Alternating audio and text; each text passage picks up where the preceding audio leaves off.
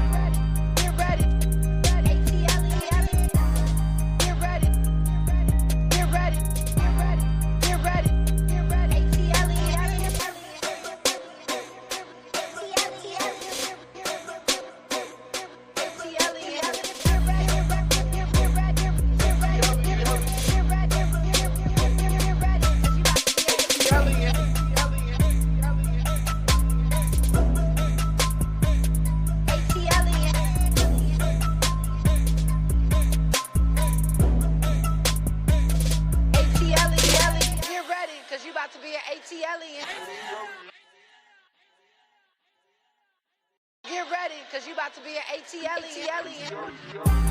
I'm here, honey. I am here. Hold on, let me turn this up. I'm up here running around looking for some lip gloss. I couldn't find no lip gloss. I couldn't find nothing. Yes, pink hearts in the chat for Mama Brown, please. And anyone who is fighting this big C journey. Okay. I appreciate each and every one of y'all for being here with me and supporting me. And Mama Brown appreciates each and every one of you as well. How y'all doing? I feel like I've been on the internet all day. I do. I have been on the internet all day. I've been on TikTok. If you're not following me on TikTok, follow me on TikTok. I've been on TikTok. I've been on Patreon. I did an hour on Patreon. I did a replay over here on the YouTubes. And then here I am now. So I've been here. Look, y'all might not see me for a few days, honey, because y'all know how I do.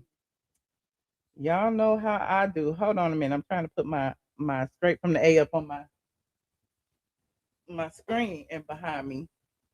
So y'all won't get that glare.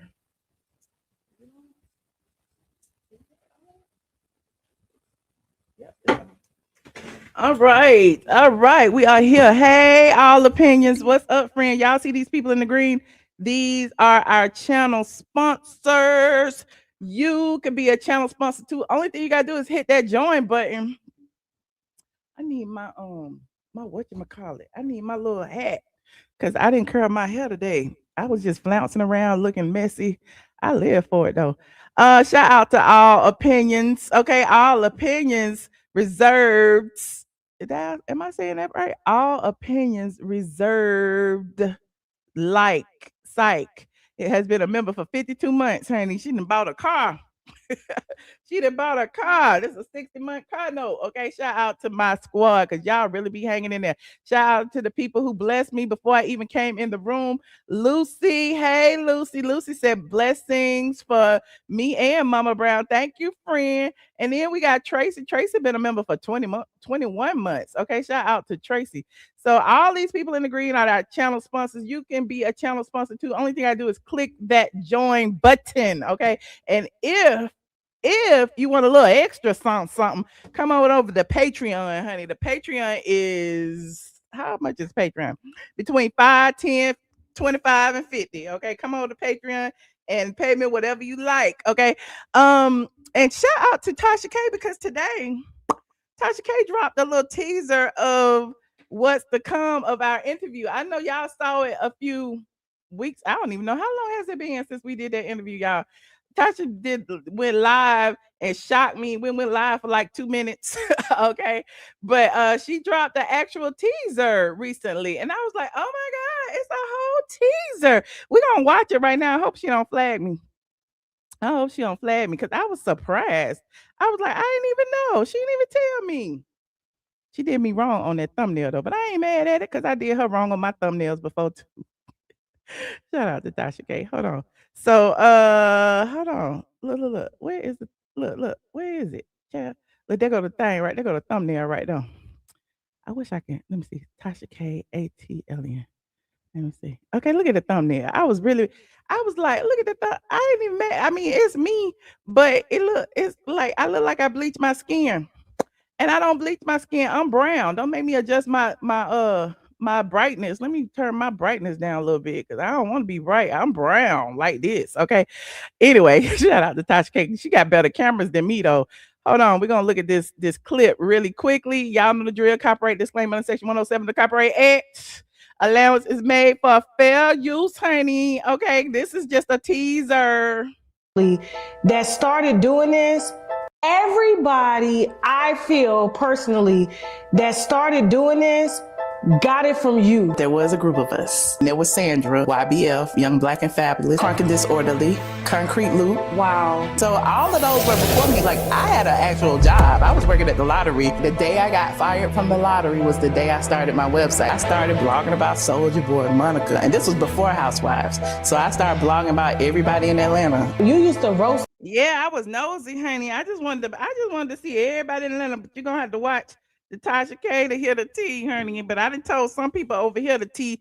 I told my Patreon the tea. The people who've been here for years, y'all know the tea. But I guess, everybody on Tasha K platform gonna know the tea too. But let's finish. With the picture. That was before ChatGPT, child. I was right. What did Todd do to make Kandi want to leave so bad? He had an emotional relationship. I feel like Kandi fell for somebody else and used that as an excuse. Kandi was allowing other women in the bed, in the house, to stay there, to cook and clean. Lord, not the child. What Kandi was doing, honey? Clean for him while she was on the road. They had the one bitch they was on vacation with, sitting there with her legs wide open. Phil is probably used to it because she was one of Akon's wives, so she used to being a part of that. NeNe, Sheree. I was leaning to the left right there. I must have had about 4 glasses by the time I was talking. I was talking too much. Phaedra, Kandi came later. Lisa Wu, Deshaun Snow, KKK, Kim Zolciak. Marlo has done a great job. Cynthia playing the middle was good. At the end of the day, you need all of those in an ensemble cast to come together to make it great. And now they don't have that. Who is the anchor now? And Gio was the one. I meant what I said. Okay. And oh Lord, now we talked about the TS Manhands and TS Manhand's assistant. I got all the contracts for them. And TS Madison fucked him over and did him wrong. Gio, child. Anyway, he was in court doing stuff to me too. So I mean, if that was his boss. That was his boss. I guarantee you he was one of the people that put my phone number on the internet. Oh, child, the tea is spilling. Oh my God, the tea is spilling. Yes, as y'all get in here, go ahead and like this video. We just looking at it. Tasha K dropped it yesterday, a teaser. Okay, and I guess it will drop on her site on I think March 5th. Oh no. Along with TS Manhands. He helped me with some information. Can we talk about the DL Whisperer for a second? Yes. What about the Claudia situation? And TS Madison calling out Claudia for liking stuff on the DL Whispers page. Ooh, child. Y'all remember when that had happened, child? A mess, honey. Colorist Claudia was all up in the DL Whispers page. About him. TS Madison meeting him. And then Claudia in the DL Whispers DMs, even after colorist Claudia goes and issues an apology. So she issued an apology on her platform that don't nobody watch. Y'all go watch it on TashaKLive.com, honey. I'm scared. I don't even know what I had said. I don't even remember what I had talked about. It's been so long. Shout out to Tasha K though. And I said it earlier and I'll say it again. I just feel like it's important for Black women in media and Black women in different categories to come together sometimes, because listen, the gays stick together, the trans stick together. Black women, y'all need to stick together. We need to stick together because at the end of the day, who we got to support us but us? I'm just saying. And as soon as they attack one of us, it seems like y'all just be scattering. Y'all and then y'all be taking up for them and don't be taking up for yourself. I don't understand it. But anyway, I'm digressing. I didn't went on a tangent, child. Y'all know how I am sometimes. I haven't even had nothing to drink yet. You said Michelle was hypnotized to tell it all. I don't think I was hypnotized. I talk a lot anyway. You said when Tasha K send you a copy before she airs the episode, y'all need to ask her that. That's her platform. I don't have nothing to do with it. I signed what I signed. I said what I said, and whatever I said, I meant it. I ain't taking it back. Okay. Um And look, I got a platform. I come and look, if something don't seem right, I'll come be like, that was edited. But if it wasn't edited, I said it. What can I say? Whatever I said that shit. Okay. Anyway, like this video, please, and thank you, and go and support your girl over on TashaKLive.com. Y'all let me know how the interview goes March 5th. Okay. Yes, you have to pay to join her website, just like you have to pay to join my Patreon. You got to pay to watch her exclusive interviews. Y'all need to go do it. Go and do it now. I don't even have my other phone, so I am going to be popping off doing this all night long. Like this video, please. Thank you. Like this video. Did y'all watch the Real Housewives of Atlanta season 17 trailer? Well, before I get there, y'all wanted me to talk about Carlos and NeNe in Raleigh, because they're on their meet and greet tour. I think they got Raleigh and then they got Nashville, and I don't know what they got after that. But apparently Raleigh was pretty successful. Y'all came out, showed up for your girl, showed up for Carlos. Now, I don't know how many of y'all was actually there for Carlos, or how many of y'all were just there for NeNe. Whatever, it don't matter, y'all was there, okay? And so Carlos posted a trailer, a teaser of his meet and greet on his Instagram earlier. Hold on, let me see. Carlos King Instagram. And it looked like it was cool. It looked like it was fun. He said it was sold out, honey. That's what he said on his thing. Hold on. He said it was sold out. Here it is right here. Y'all know the drill. Copyright disclaimer. I wonder if he got some music on it. I haven't seen this yet. Let me see. If he got some music, we just gonna narrate. It's me. He would have some music. Why you got music on here? Why you got music on here? So NeNe and Carlos in Raleigh, North Carolina. Okay, they filmed it. Okay. They filmed it. They show all the people. They got all the people in their little booth. Okay, they saying, hey. And look, they saying they love NeNe. They love NeNe. Hi, NeNe and Carlos. They saying, hey, NeNe and Carlos. Look, they even got the Caucasians out. Look at that. Look at that. Shout out to Princess AG. Thank you, friend. You said your friend attended, and she said they laughed all night. I bet they did. I bet they had a whole little read session. I can only imagine. Look. NeNe came out with her lavender on and her feathers. Carlos King! NeNe Leakes! But we are here in North Carolina tonight to have nothing but fun and a lot of tea. Yeah. See that? Y'all got me together, honey. Close your legs. Yes, T. Ooh.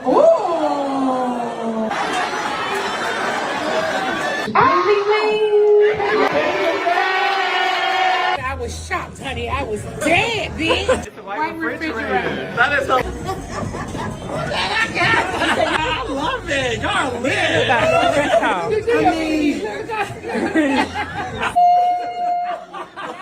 That's cute. Hey, we're the NeNe Leakes and Carlos King. And we just killed Raleigh, North Carolina. We have the biggest announcement coming up soon. You do not want to miss it, okay? We are announcing something huge. You don't want to miss it. Yeah, there you go. They say they're going to announce something huge. All y'all be wanting Carlos to create a show for NeNe and do this and do that. Maybe he has finally created a show. I don't know. Any more pictures? Let me go see. Let me go see if they got any more pictures. We got that little video. What else we got? Let me see what we got in here. We ain't got no pictures. I don't see no pictures. Okay, what's this right here? Is that a picture? What's this? We ain't got no pictures. Oh well, that's what we got. That little clip. Oh wait, he got some in his thing. Let's see what's in his stories. Y'all know how we be doing. We be doing our little research.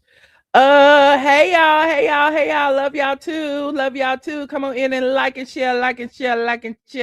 Be single and young. Somebody said I never had this much fun on a Tuesday. Carlos can't eat it, honey. Be single and young. Right after this, girl, I gotta go over to Memphis, Tennessee. For that third leg. All right, love you guys. So, yeah, Carlos reposted everybody. Look at that. Listen, what's this? Oh, it ain't got no sound on it. Everybody look good. And they called you. So a little birdie called me first. Ooh, a gay guy? No, it was one of the girls. Okay. It said NeNe and Carlos live show was so good tonight. NeNe looked amazing and is truly an icon. I was big and pregnant there, enjoying every moment. Carlos did his thing too. Both gave us our money worth. Okay, shout out to giving the money's worth. Tonight event Okay. is proudly sponsored by. We just kind of connected from conversations, and he invited me to brunch the next day. And of course I said, yes, this fine tea, of course. And the rest was history. We were together at a Sound like she was talking about Yanni. How did she meet Yanni?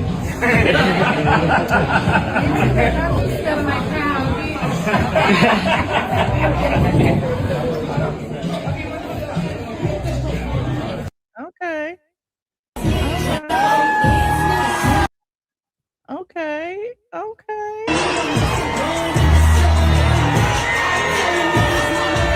Like who didn't think NeNe was gonna bring out the girls? Who did?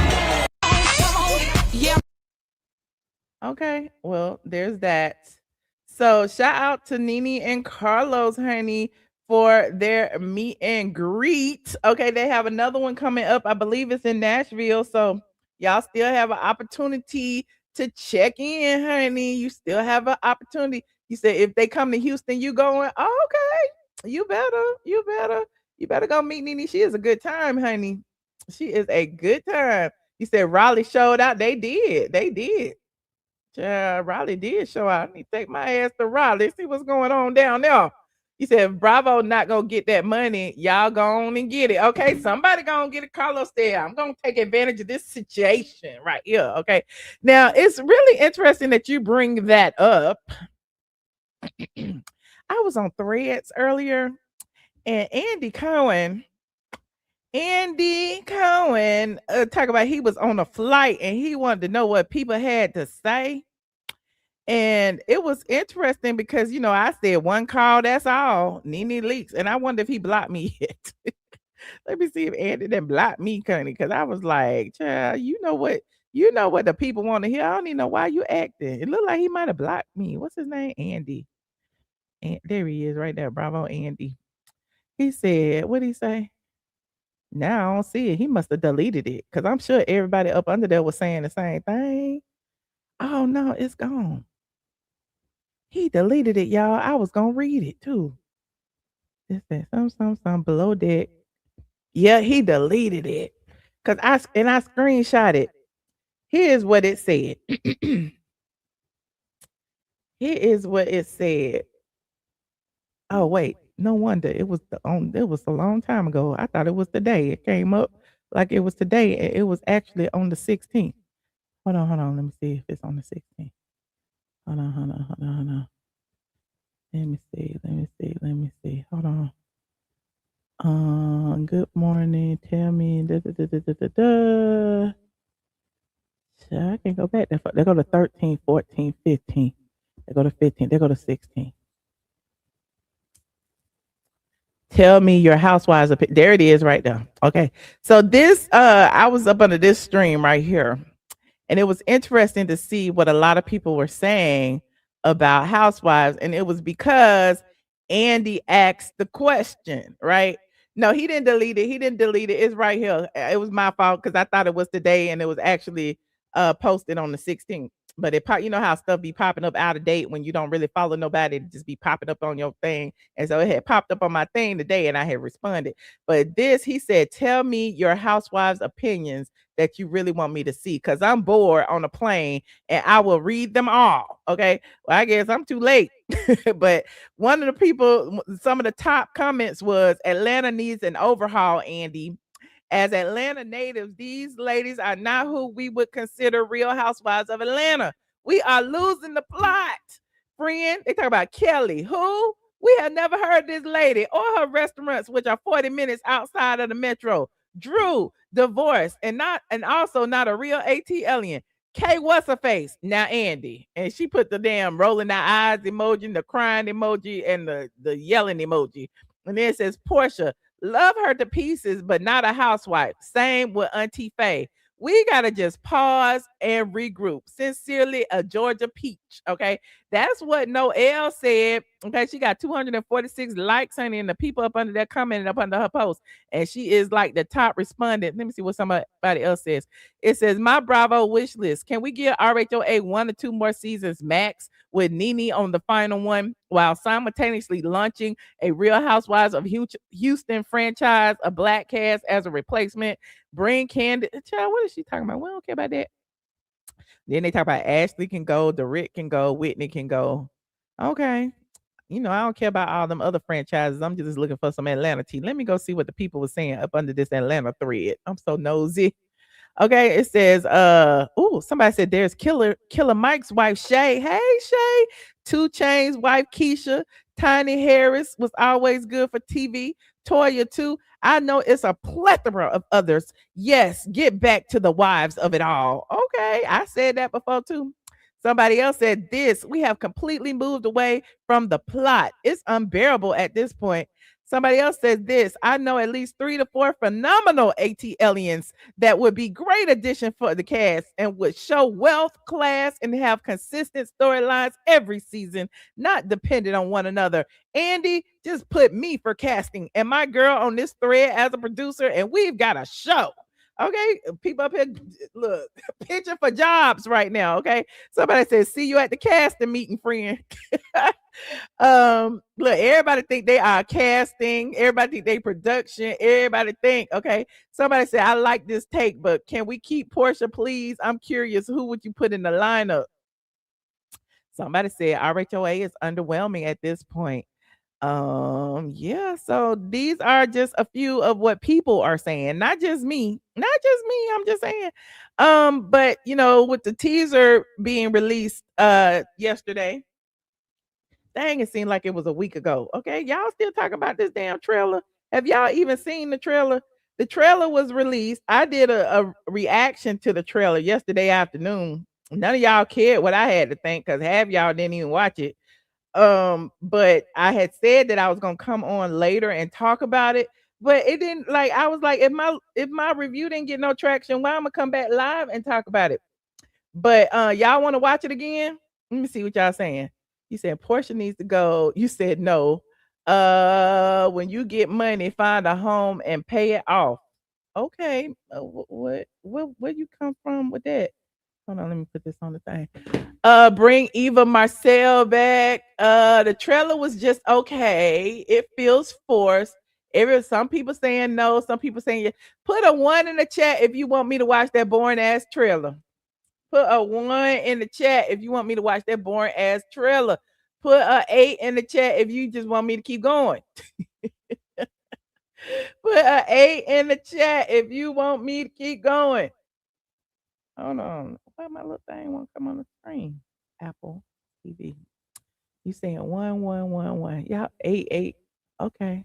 1, 8. Okay. It look like 50, 50. Okay, it's more ones than 8. Oh, some 8, some 1. Okay, it's only 2 minutes. Y'all want me to go ahead and look at it one more time? And now the 8's coming up fast. Ah, shoot, the 8's taking over. It's looking like the 8's might win it. You said, I hear it's love and hip hop ish. I go ahead and look at a little bit, just a little bit. So the Bravo season 17 teaser to the Real Housewives of Atlanta.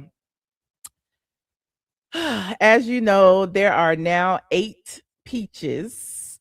The 8 peaches consist of Portia Williams, Phaedra Parks, Kelly Farrell, Shamia Morton, Kay What's-a-Face, Pinky Cole, Drew Sidora, and Angela Oakley. I got it. I almost didn't because I almost forgot Angela Oakley and Drew Sidora. I ain't gonna lie. So there are 8 peaches, 8 people with peaches. They didn't even bother. It's so crazy. They didn't even bother to take new pictures for the season 17. So the picture, as y'all probably have already seen, is just the ladies sitting there with a tiger, okay, just with a tiger, and it's all AI. And here is the actual image again for those of you who haven't seen. I'm sure a lot of you have. Okay, this is the image of all of the ladies. I posted it on my community tab yesterday. I said it's the RHOA season 17 cast photo. It's here. And the AI is AIing. Okay, Bravo didn't even bother to do a new shoot. They just inserted the newbies. Okay, there's Phaedra on the end. There's Drew Sidora. There's Pinky Cole. There's Angela in the middle. There's Kelly. There's Kay What's-a-Face sitting down next to the tiger. There's Shamia with her leopard on, and there is Portia. And again, as you know, all of these pictures were from last season's photo shoot, and they just AI Kay What's-a-Face and Pinky Cole in there. So, you know, it is what it is. Now, the trailer is I guess it's all right. I guess it's all right. I can watch it again. I haven't watched it but once, and I feel like I might have missed something because you know, some of y'all said it was good, some of y'all said it wasn't, some of y'all. So y'all know Kay What's-a-Face is in the building, okay? And I'm not a fan. Okay, let's just start there. I'm not a fan of Kay What's-a-Face. Okay, but they start off in this dollhouse-ish situation. Okay, so apparently, you know, they are the dogs. Okay, hold on, let's look. And y'all know the drill. Copyright disclaimer on Section 107 of the Copyright Act. Allowance is made for fair use. We are researching. Okay, he said, "Bring NeNe back." Exactly, bring NeNe Leakes back. Now look at this dollhouse. Look at all these toys. Look at this. Okay, why we got all these toys? These is grown ass women. A time in Atlanta, there lived a group of beautiful dogs who really tried to be good. Like, really tried. I trust no lawyer that don't practice the law. I don't trust no lawyer that eat dead people. I eat. Oh God. So Kay What's-a-Face already throwing shade at Phaedra. Pinky Cole is already throwing shade at Phaedra. And Phaedra is already making faces. Okay, you see her making faces? That's what Phaedra is here for, to making faces, the saying the cute slogans, all of the above. Okay, you said just rename this show Single and Divorced Women of Atlanta and bring back the OGs. Okay. You said they look like the centipede dance from Michael Jackson. What? Hold on. You said Phaedra is having an identity crisis. Oh no. Everyone seems fake. Where are all the RHOA hiding? Please come out and save this boring show. Well, Phaedra said somebody, they said somebody eat dead people, child. I eat dead people, but spilling tea is their favorite game. So of course spilling tea gonna be their favorite game. They go Phaedra. Remember, Phaedra's supposed to be the godfather of Atlanta, according to Angela Oakley. And there, I guess they done made up from that. Okay, I guess they made up from the godfather of Atlanta situation, because there's Phaedra with her cigar and her wine, and there go Angela Oakley, and they both sitting at the table together. The godfather of Atlanta and Angela Oakley. She said that she was sleeping with a married man. Oh, she want to spread her own tea? And when Oh Lord, not Portia and found out some tea about somebody sleeping with a married man, child. I don't understand what's about to happen. You said it looked like a clown show. You said Brit Eady was entertaining, but she's suing them. She is, child. You said forced when have you ever seen Phaedra with a cigar? I mean, you know, she's just playing up the godfather role, okay? You said it's my girl birthday. Who my girl? I ain't got no girls. Okay, let's see. So now we got Kay What's-a-Face on here. Hold on. So now we have Kay What's-a-Face. I know y'all be annoyed with my nicknames, but it is what it is, child. She will forever be K What's her face to me. And every time I talk about this show, she is K What's her face. So there And she when the tea is, is full of feathers, okay, and her phone on set. poured, that's when the dolls come alive. So I guess she was texting Drew Sidora. Now all of a sudden, I guess they beefing on social media today. Sounds about right. Sounds like a Bravo media push. I should have bought your foreclosed house today. Okay, Mr. Clean, don't do it, Papa Smurf.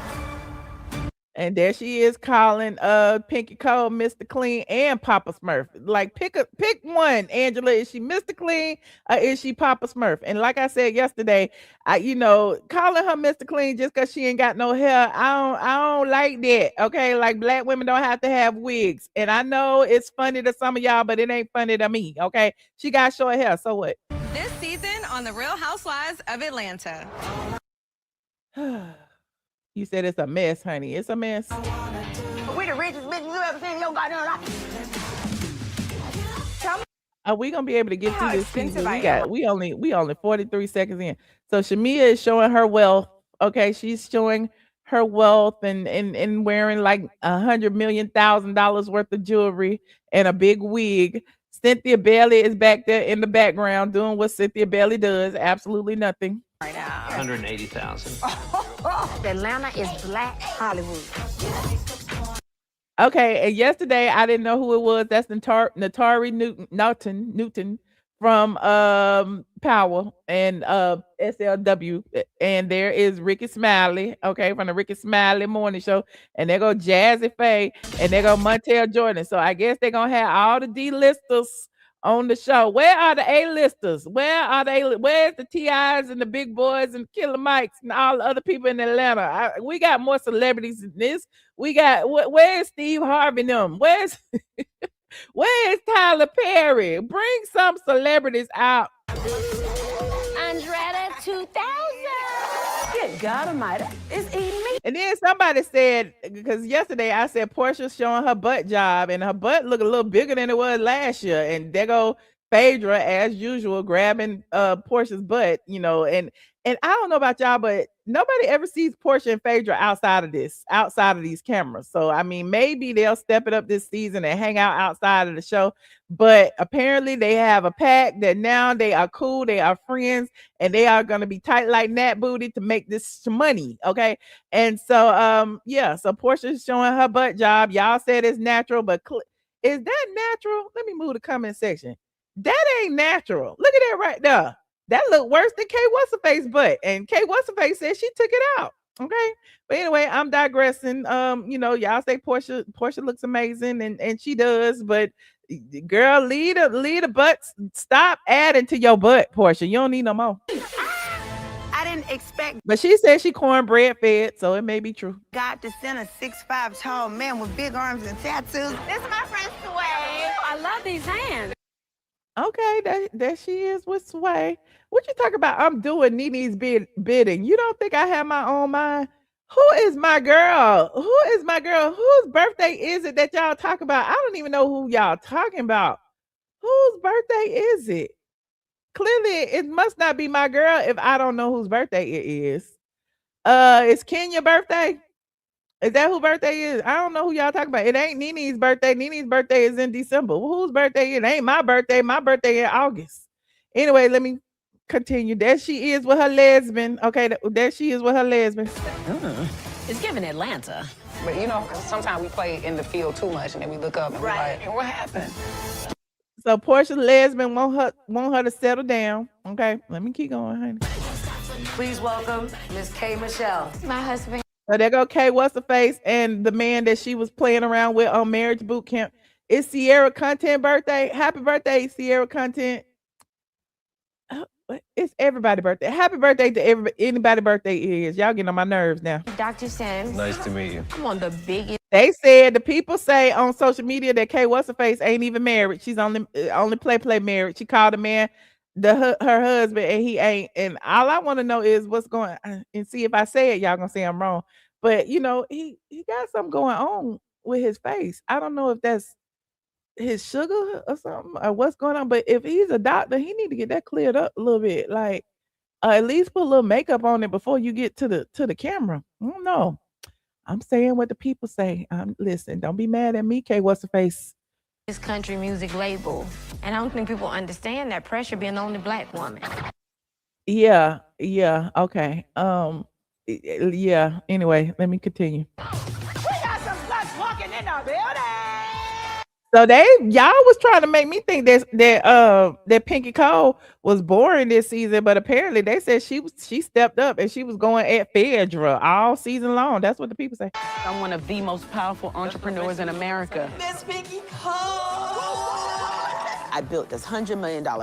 She started off the damn teaser saying that Phaedra eat dead people. Now what's about to happen? Brand. Behind every great man, there's an even better woman. She's married. She ain't single. Okay, she's married with kids. They said Pinky and her husband got 5 kids. He got a successful business. She got a successful business. Dallas, here we come. And then they went to Dallas. Yada yada yada. Who cares? Okay, let me fast forward. I'm so bored. Hopefully I can find me. Then they running around. We already seen Portia in that cowboy outfit. Didn't we see her in that first? Like, why they clip it back this way? We don't care. I'm still fast forwarding, child. I don't really want to see no more. Okay, there goes Shamia. Let me see what Shamia doing. About that career, I want to own my own things at this point in my life.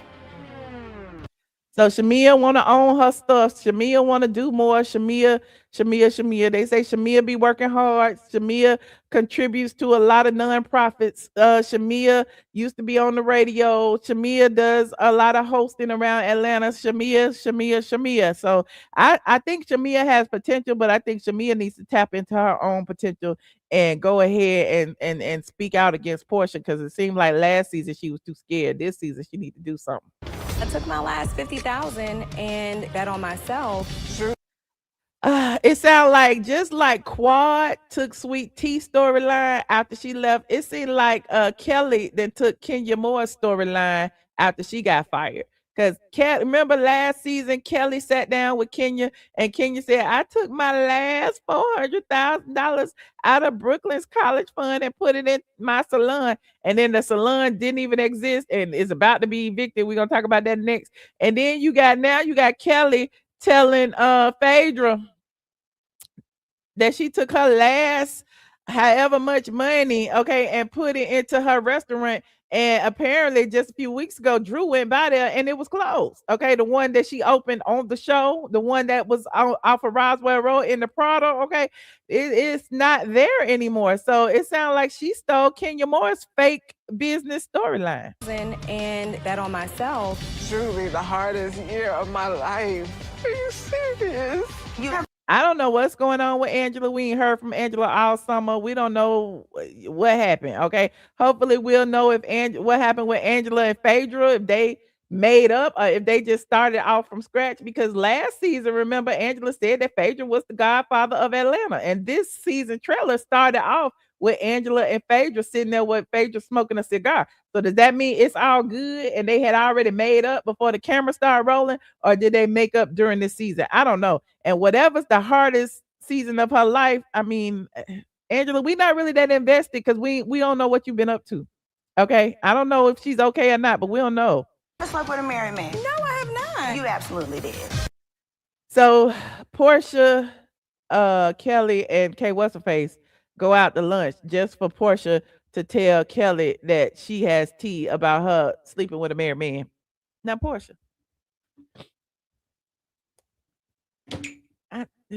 look, Kelly did say that Portia slept with every Nigeria in Atlanta. Okay, she did say that.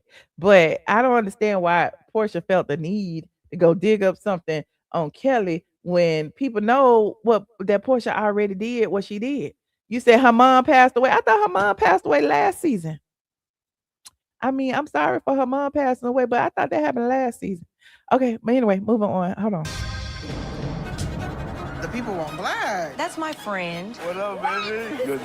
So Black and Drew. I don't care. And Black is apparently in K. What's-her-face's DMs too. And K. What's-her-face tell Kelly that Black is in her DMs. No! Then why would she be a lie on you? Well, she doesn't like me. So Shamia don't like Phaedra. Keep my name out your mouth. Don't you ever. Hey, what's her face? Don't like Drew or Phaedra. Address me that way. Who Portia don't like? Portia got K what's her face in her lap. I guess she liked K what's her face. I don't know. Portia has every Nigerian in Atlanta. You better get that goddamn drink on my face. Take your goddamn lick. And there go Portia. You know, when that Hennessy get on her, she fighting and cursing and stuff. Like I said, it's loving his hip hop basketball wives of Conyers. We're going to be very well behaved. The Real Housewives. Loving hip hop housewives of Sandy Springs coming to you on April 5th. Let me know what y'all think of this trailer. If y'all would vote from 1 to 10, would y'all give it a 10 for being the best trailer ever, or would you give it a 1 for being lackluster? Let me know. Or did it fall somewhere in the middle? You said don't make me call Portia. Okay. You gave it a 6. Okay. All right. Are y'all excited about it? Liz say she gonna watch. I'm gonna watch too, but you know, yeah. Who's the anchor? You said they are blending in with the background in that cast photo. Okay. They really are. Ooh. Everybody, like they all look like lions and tigers and bears. You said a 5, a 8, a 5. I don't see no high scores. Y'all was acting like it was so good. But I mean, you know, I don't want to be skeptical, but you know, I am. You said that's because Portia is more loving hip hop than she is Real Housewives. The show has just changed and not for the better. Okay, not for the better. Okay, all right. Well, interesting. You said you'll listen for my review. Okay, okay. You said Queen Portia is the anchor. Okay, okay. Well, and on that note, let's move on. And on that note, let's move on. So we had the Real Housewives of Atlanta season 17 reunion. I don't know how to feel about it. Somebody said it's boring. They just text me and said it's boring. I don't know why you text me. Why you ain't say it in the chat, friend?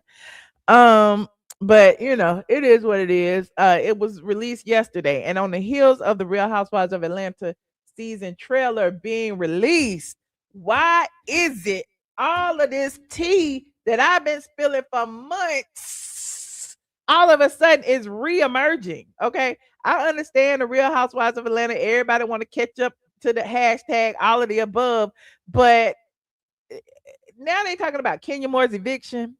Now they talking about Brit Eady's lawsuit, and I'm like, we've been talking about all of that since April of last year. Okay, TMZ is reporting on Kenya Moore's eviction, and they ain't even got all the tea. Okay, hold on, we're gonna pull up Kenya Moore's TMZ. Okay, and I'm like, TMZ, why is they reporting on Kenya Moore? That is weird. Hold on.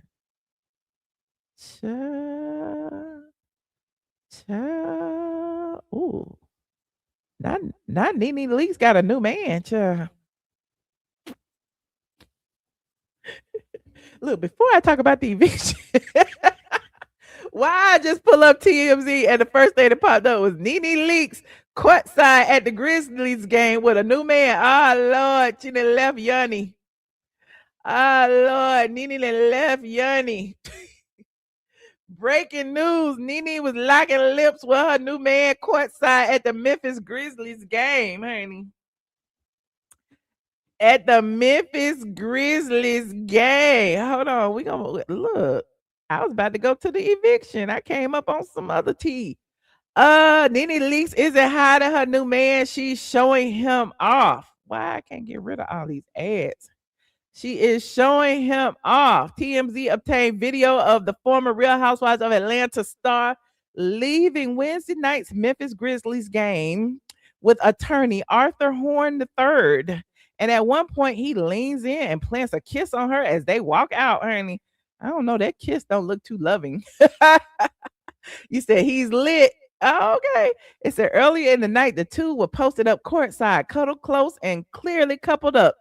Witnesses tell us they were hugged up and really touchy-feely throughout the game, making it crystal clear this wasn't just a friendly outing. Horn runs his own law firm in Memphis. Oh shit. Oh shit. Now she done went to Memphis for a date, honey. Not NeNe done went to Memphis for a date. She told me she was gonna be in Memphis too, because y'all know I be in Memphis most of the time. She said that she was gonna be in Memphis. I didn't know she was going up there to meet a man about a dog, honey. He's cute and he's an attorney. Yes, Courtside. It said, of course, NeNe's love life has been closely followed over the years. She was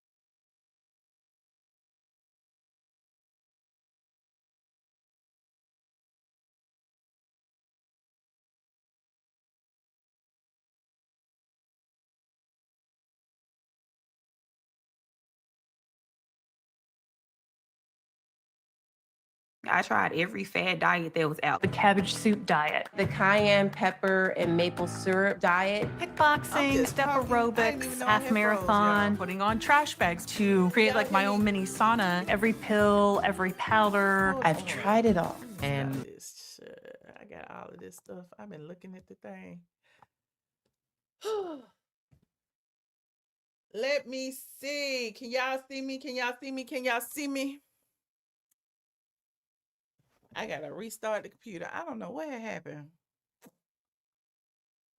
I'm right here.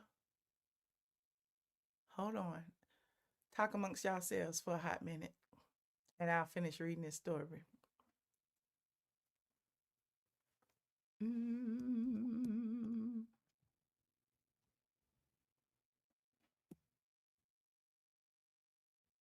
Hold on.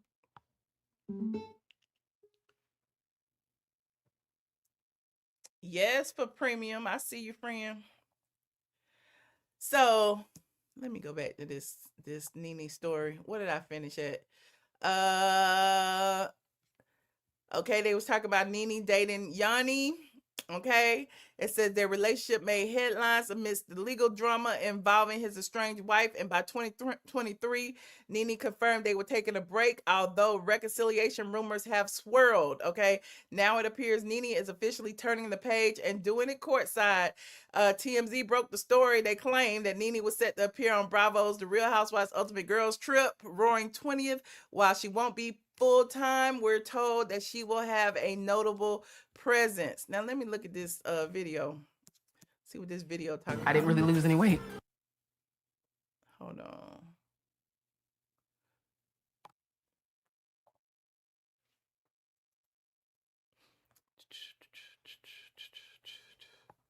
Let's see. Okay. Y'all know the drill. Copyright disclaimer. We just trying to see NeNe courtside, see what's going on here.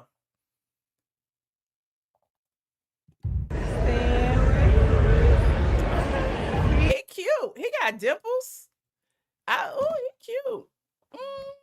I see you, NeNe. He is cute. All right. Okay. NeNe went from chocolate to caramel. NeNe done went from chocolate to caramel, honey. Like it. A real smile. Yes. Okay.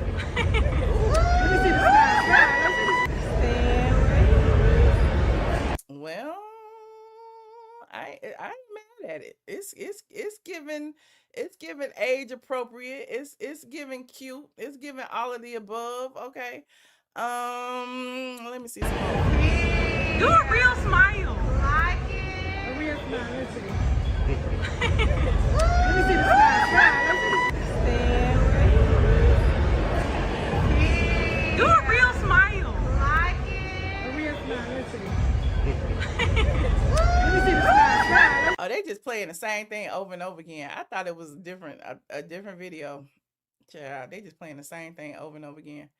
Hold on just a second. Here we go. Let me get in here.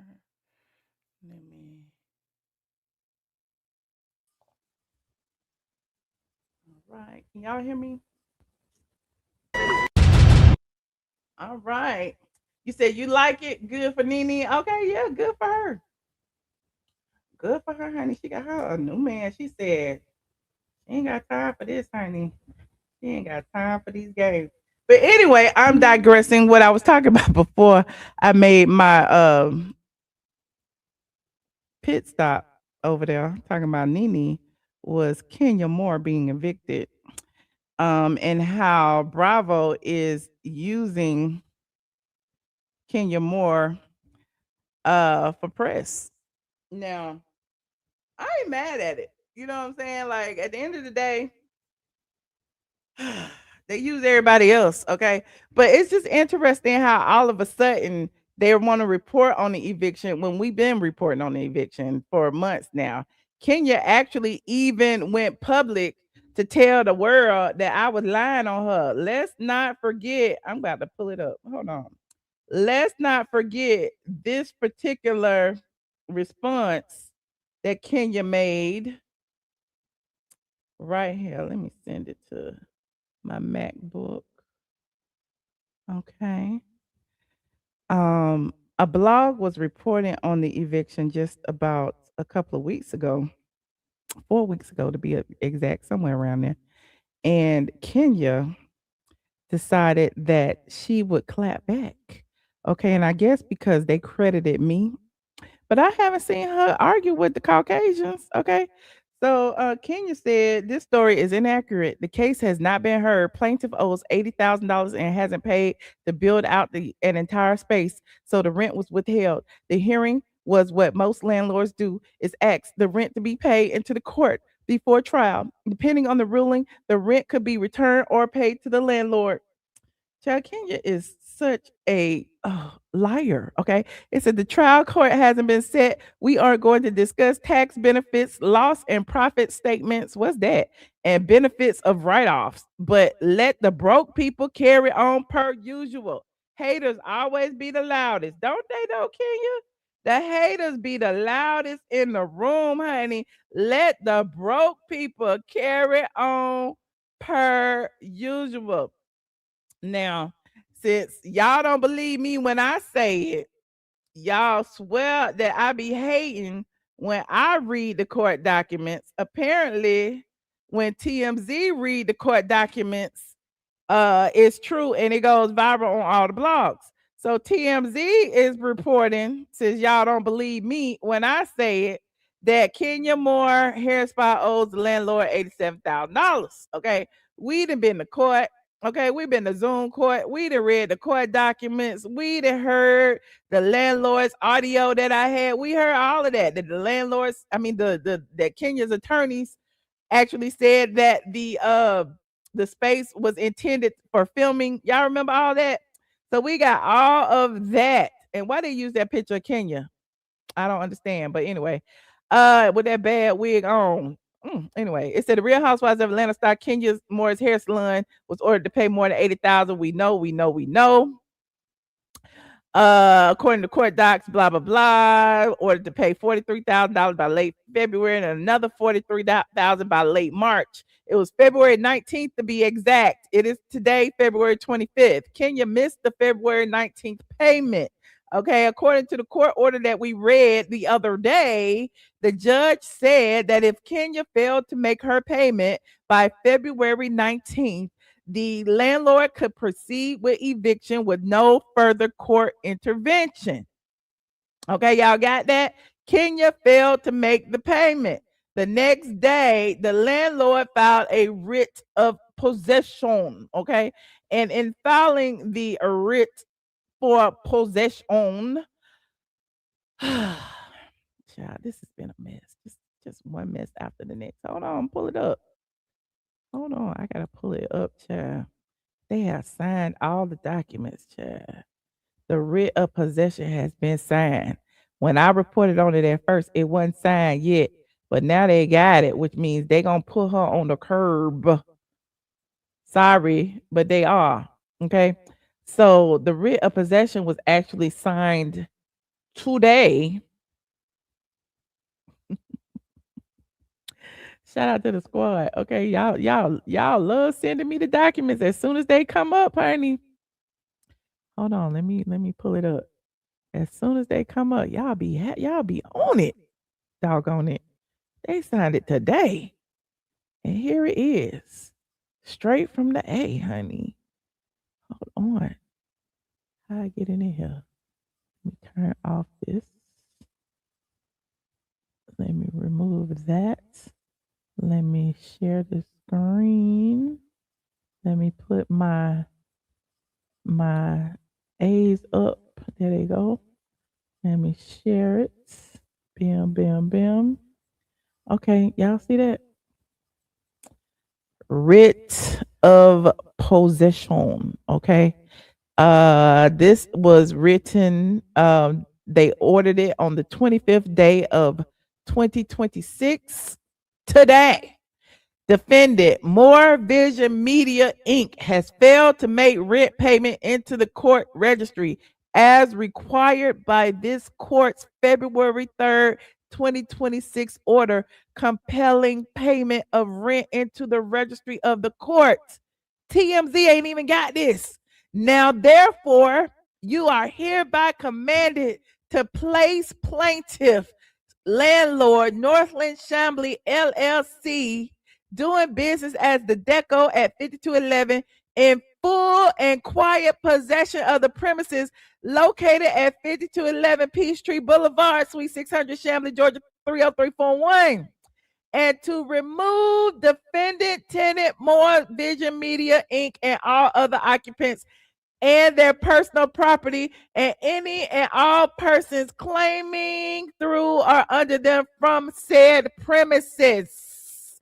You are further commanded to execute this writ of possession instanter, immediately, and to file with this court a return of your actions hereunder. It is so ordered this 25th day of February 2026. This is to the marshals or his lawful deputies. Y'all, I don't know if they did it today or if they're going to do it tomorrow. I don't know if they're going to do it next week. All I know is the judge signed it today. It's a wrap. The judge ain't going to unsign it. So all the Kenya Moore hair spa people, all the people in my DMs, all the people who be dragging me, calling me all kind of names and stuff, the Kenya lied to y'all. Kenya looked you in your face and said that it was not true that she was a squatter. Kenya sat in them people place for 12 months from December of 2024 to February of 2026 and did not pay any rent, none, zero, zip, nada. Then Kenya refused to pay the rent into the court registry while she claimed that they owed her money that she was not entitled to. Okay. There was a tenant improvement allowance of $80,000 that Kenya claims that the landlord did not pay her. However, the landlord has proved in court through documents written to Kenya that Kenya did not submit the required documents to obtain the tenant improvement allowance. Now, I'm not going to go back through history because we've been through this already. Okay, we've been through all the court documents for months. I've been telling y'all the exact same thing. It's a whole Kenya Moore playlist on my channel. You can go watch every single video we read, every single court document.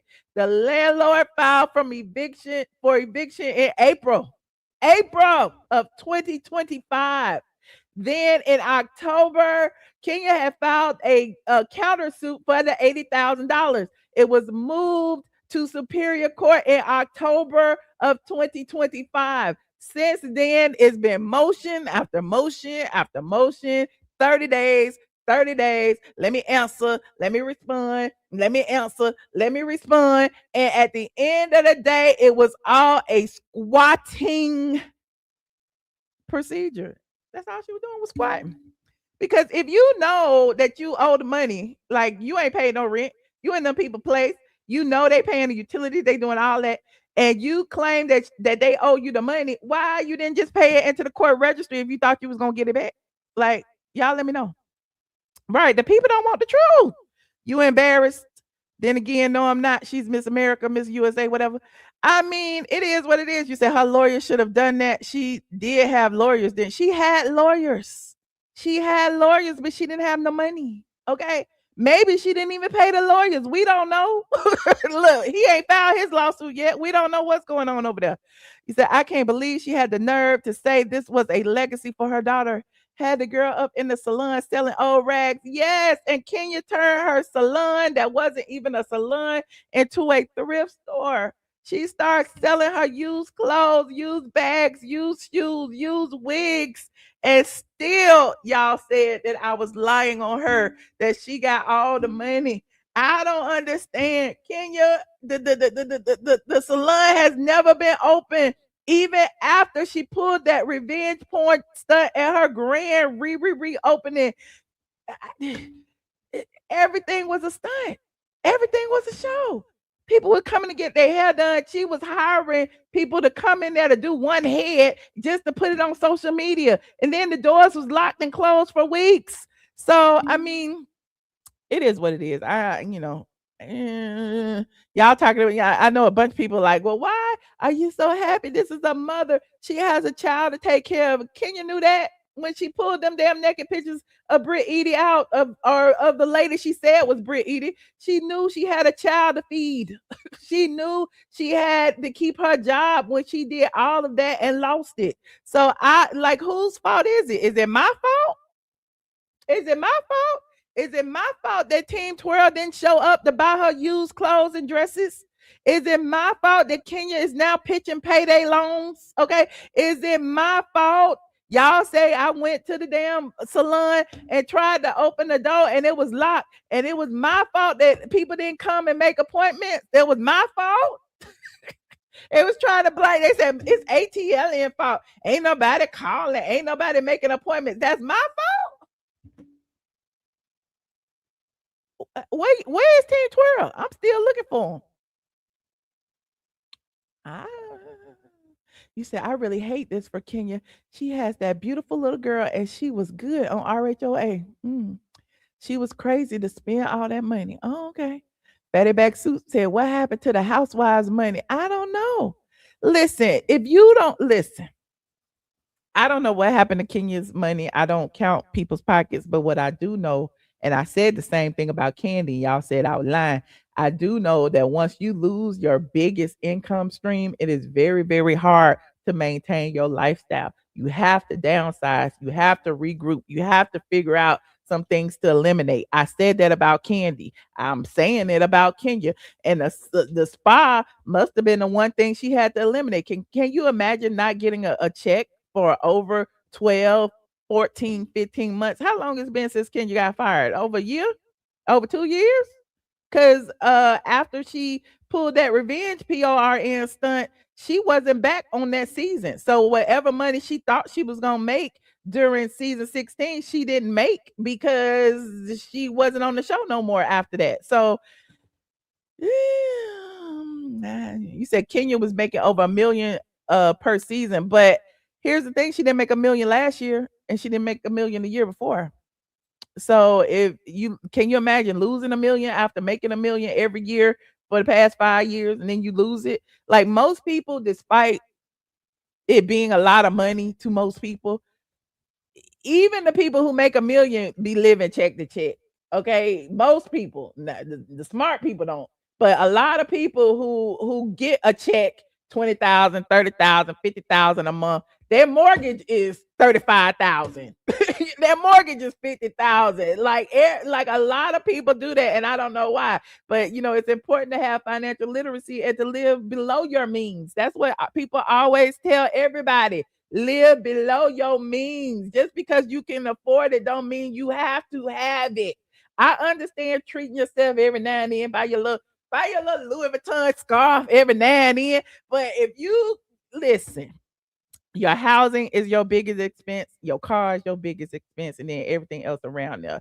You do not need to be living nowhere where the bulk of your check, okay, over 30% Yeah, over 30% of your check does not need to go to your rent or to your mortgage. Okay, it should be a lot less than that. Now, if you are scrimping and scraping and struggling to survive, then live what you can live with. But if you making money, you do not have to upgrade just because you feel like you can. And I say that to a lot of social media people too, because this money be funny sometimes. We get a whole bunch of money, then we don't get as much. Okay. And it's like, why you getting a whole bunch of money? You might be getting 50, 60, 70, 80,000, maybe 100,000. Then you go online, talk about you rich bitch and all that. Then you like, I'm going to upgrade. I'm going to get me a Bentley and I'm going to move in a high rise and I'm paying $10,000 a month over here and I'm paying this and I'm paying that. And then the 1 month that you don't get no check, you looking stupid as hell because you ain't saved no money. You don't have nothing to fall back on.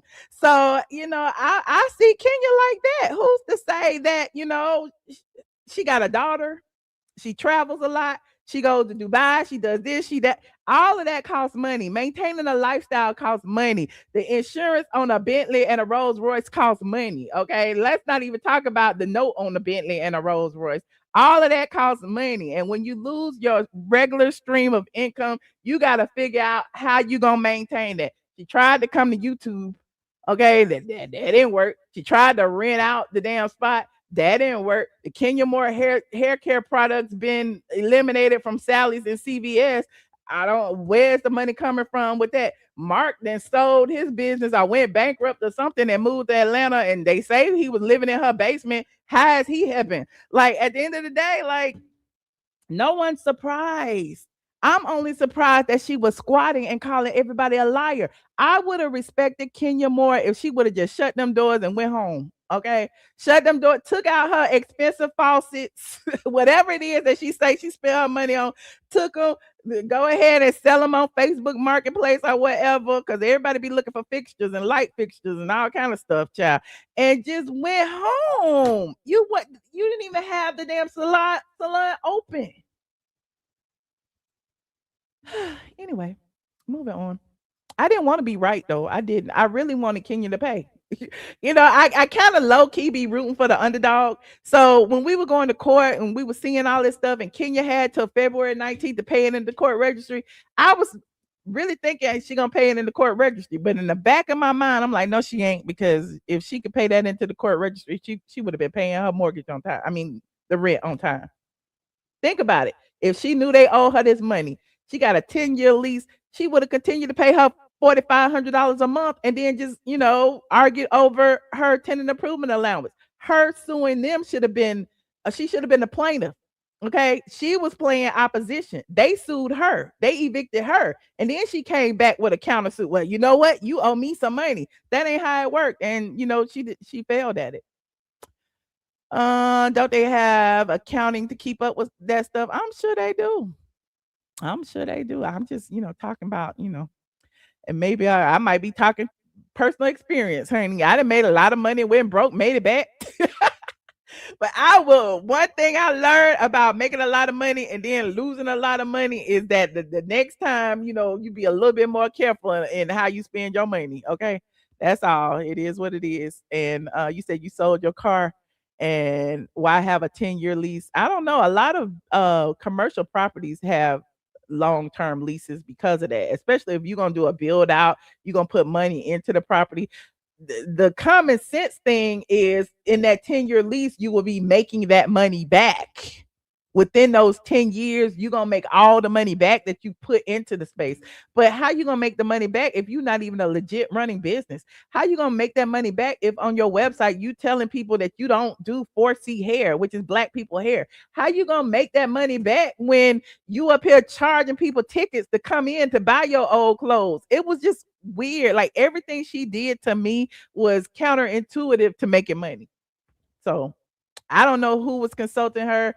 I don't know who her friends was. I don't know where her family members are. Somebody should have been there. Uncle, a daddy, a brother, a cousin.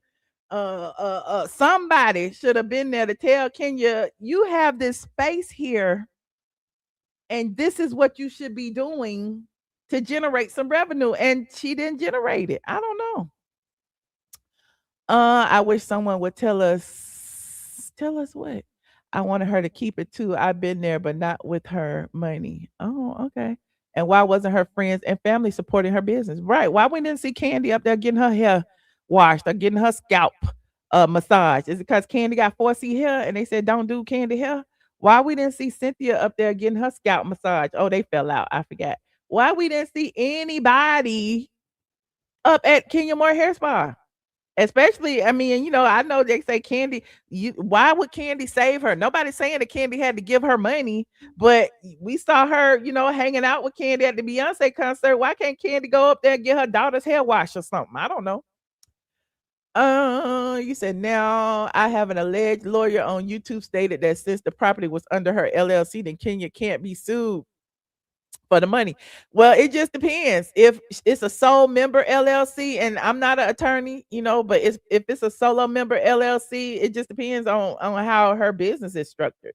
If she's the only member of the LLC, they can't come after her because she's the only member of the LLC.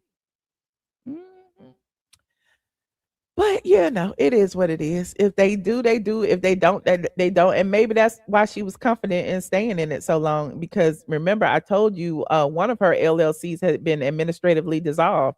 So I mean, if it's administratively dissolved, meaning technically it's not even a legal entity no more, then who do they have to sue? Even with all of that, it's all a flim and a scam. Okay. And a lot of people cheer like, yes, can you stay? Yes. It's like, girl, as a business owner myself, I'm pissed off. I'm pissed off for the landlord. And Kenya, as somebody who owns a business, should be smart enough not to do that because that shit is karma. It will come back on you.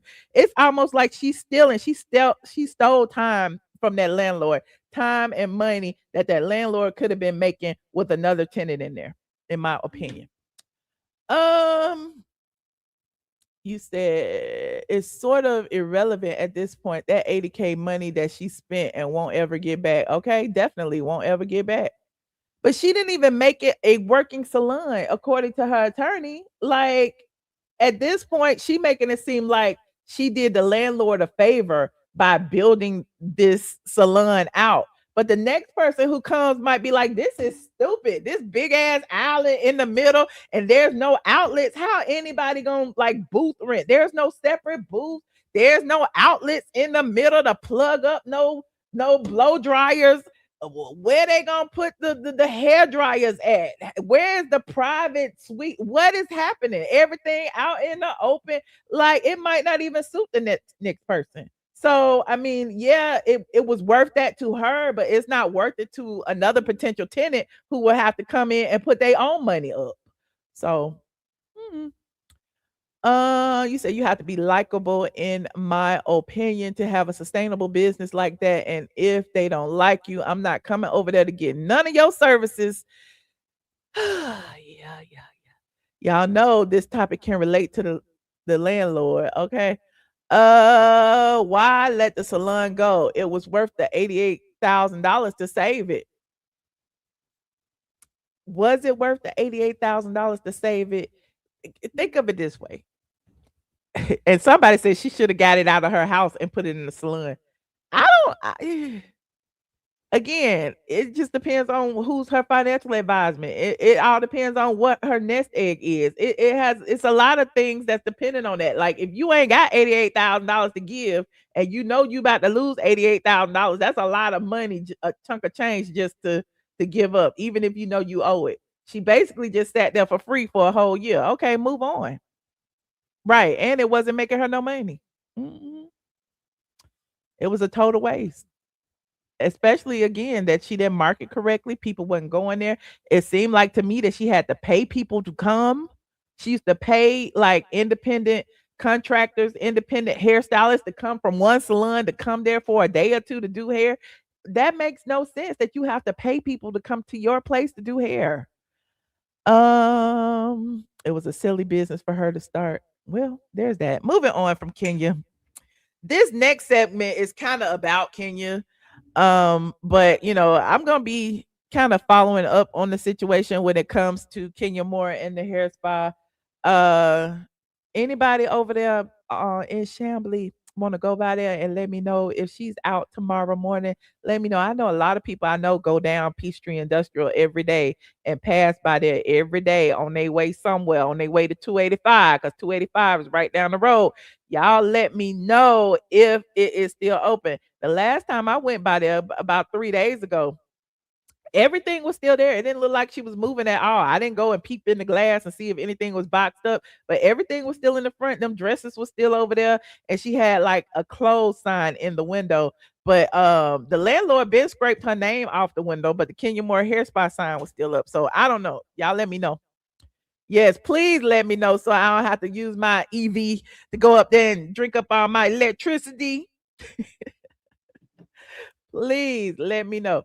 Now, a lot of people feel bad for Kenya because of the situation. A lot of people felt that Kenya, should have been back this season on the Real Housewives of Atlanta, but there's a reason why she wasn't, and that is the Brit Eady lawsuit. In Kenya's last live stream, she admitted that it's a lawsuit going on, and she's on ice until the end. But it is what it is. Kenya shouldn't have did what she did. And in the midst of that, this whole stream has been talking about, how Bravo is using all of the negative press to basically steer y'all back to watching the Real Housewives. Bravo, it's the Bravo TMZ connection, right? We've been talking about this whole thing with Kenya being evicted. We knew it was coming, all of the above. Bravo apparently connected it with TMZ and sent them partial information. Again, we got all the information. TMZ reported it. Now all the blogs are reporting it. And it all came out the day that the trailer dropped. Suspicious, I think so. In addition to that being a little bit suspicious, we talked about Brit Eady suing Bravo back in November. I told you that Brit Eady had dismissed her state court lawsuit, and she immediately refiled a federal court lawsuit against Bravo and the production company Truly Entertainment. And there is a 60-something page document that I started reading about it. Now, online, people were tagging me in a couple of blogs that were saying, I guess because of the trailer, that Brit lost her lawsuit, or either she was paid because it's been dismissed and nothing has happened since she posted that, she was suing them for $20 million. But it's like nobody caught the fact that, yeah, the state was dismissed, but the federal was immediately refiled and they're in the discovery phase.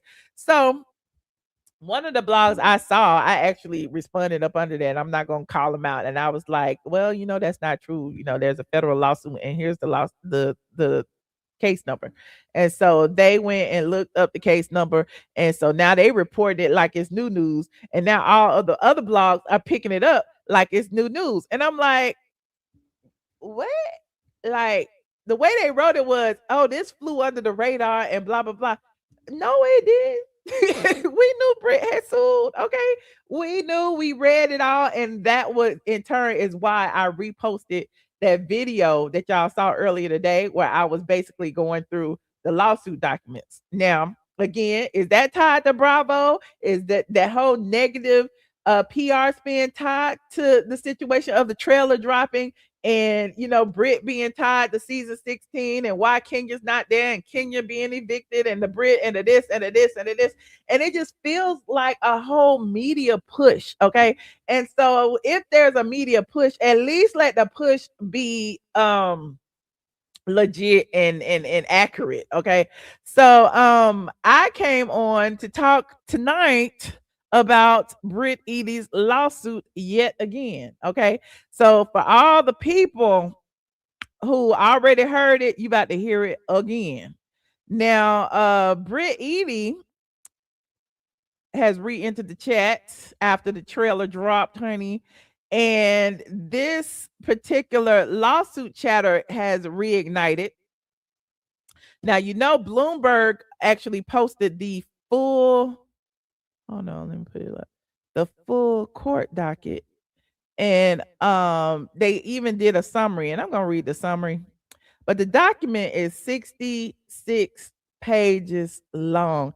And there is so much in that document. It even told, please watch my previous video, because look, I'm starting to tucker out now. It's been an hour and a half.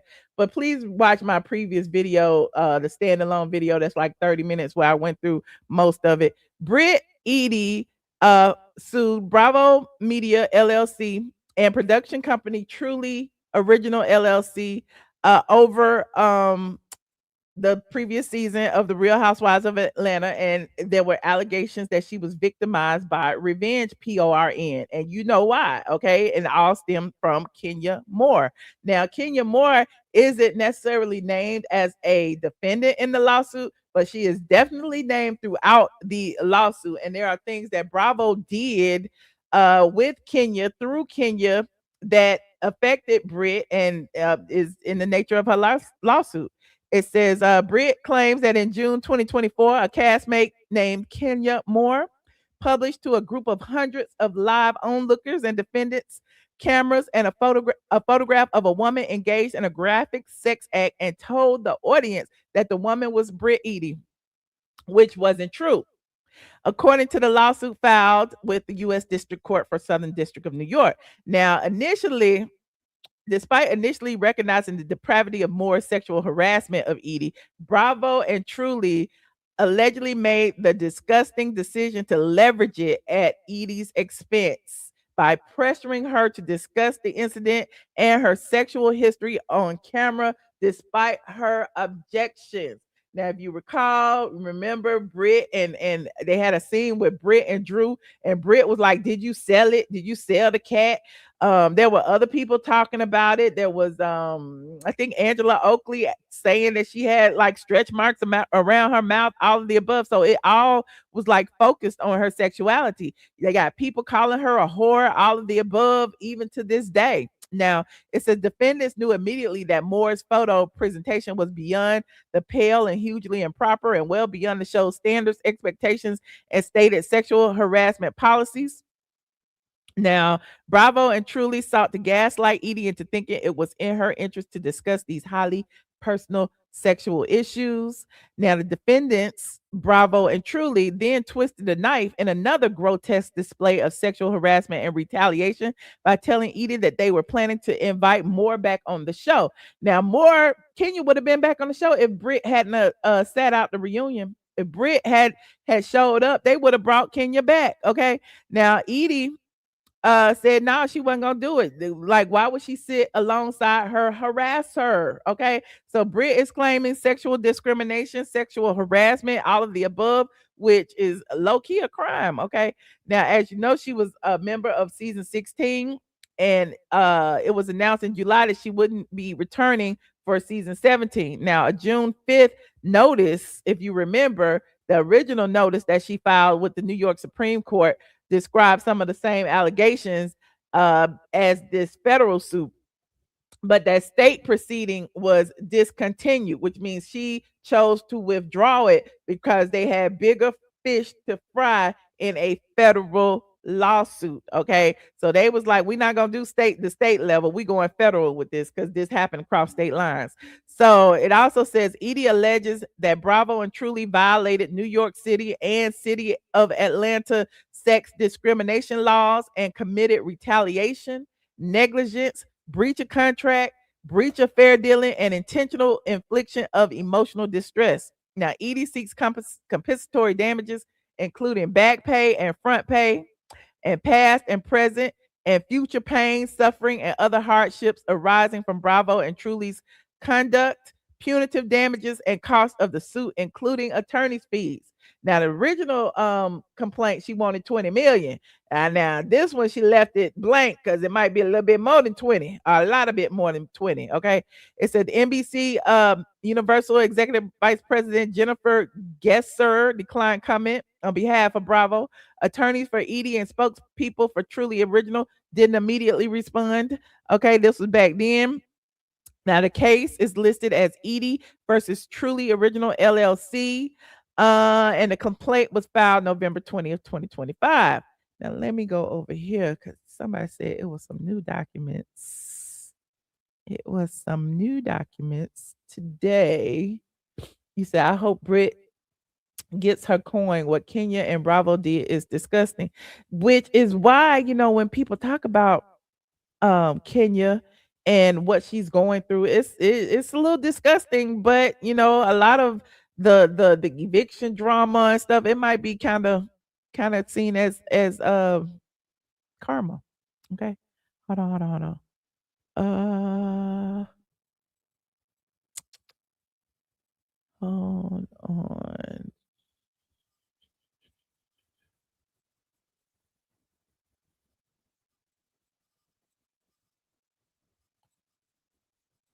So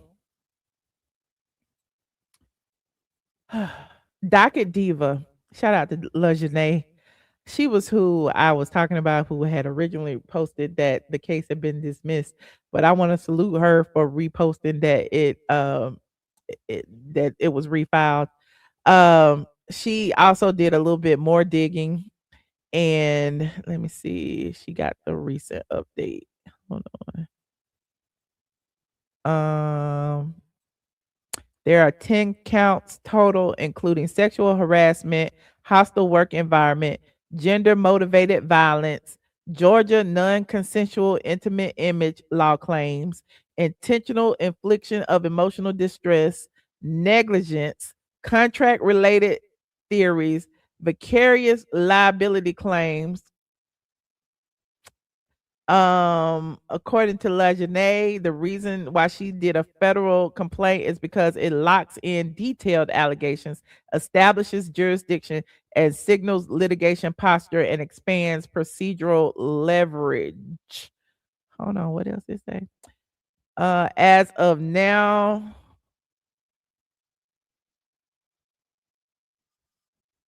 hold on, hold on.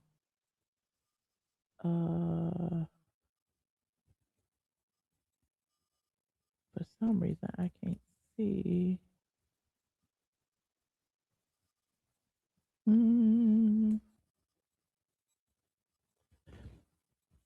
It says, I'm pulling it back up.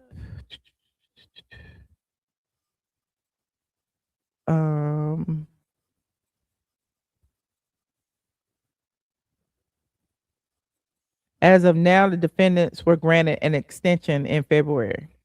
Their response is due next month. The next filing will likely be an answer or a motion to dismiss.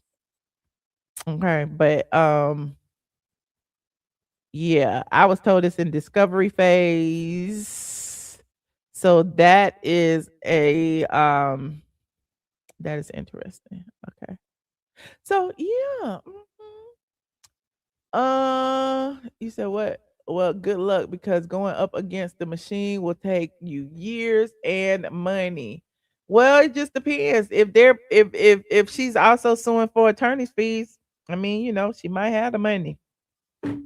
You know, and you know, NBC, Universal, Bravo, and Truly are big entities, and I get it, but it's not unheard of. They did settle with NeNe, okay, and invited her back, so it's not like she doesn't have a case.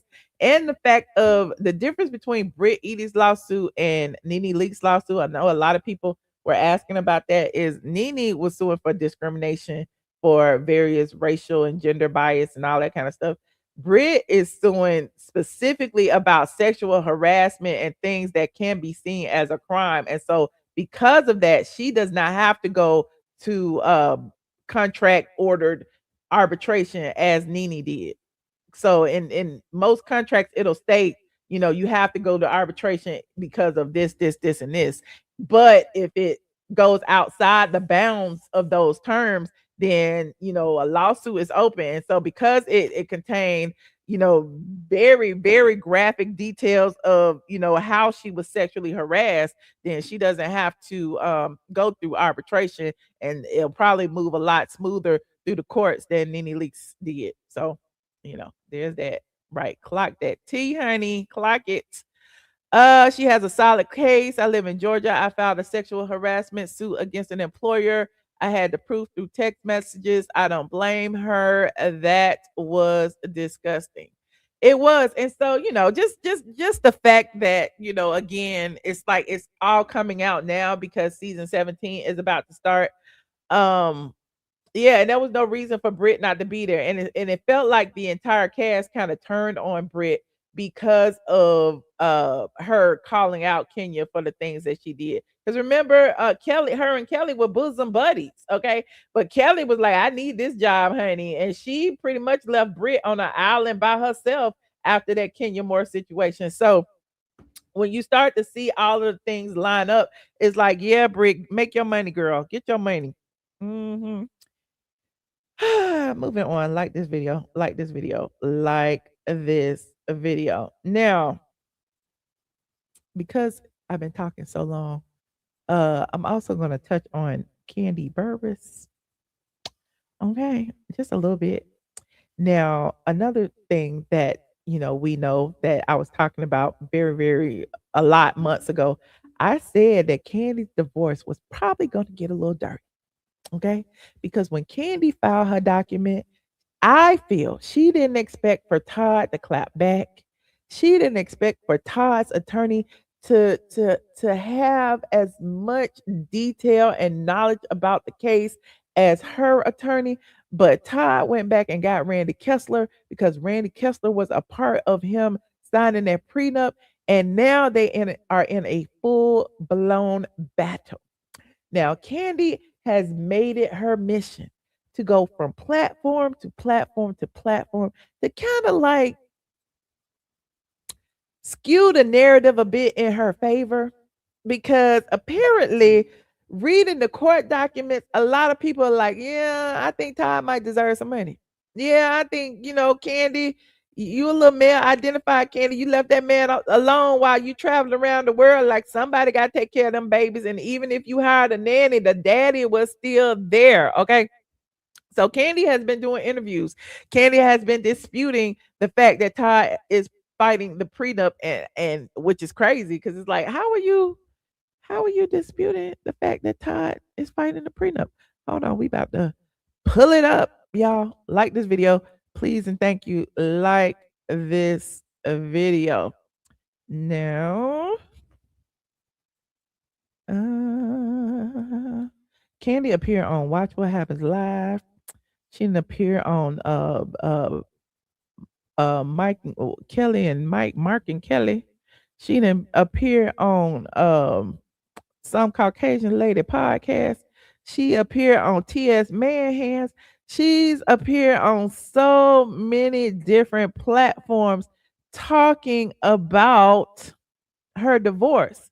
And that in itself is interesting because as she goes to talk about the divorce, Todd said in his last court filing that Kandi is using the media to spin narratives.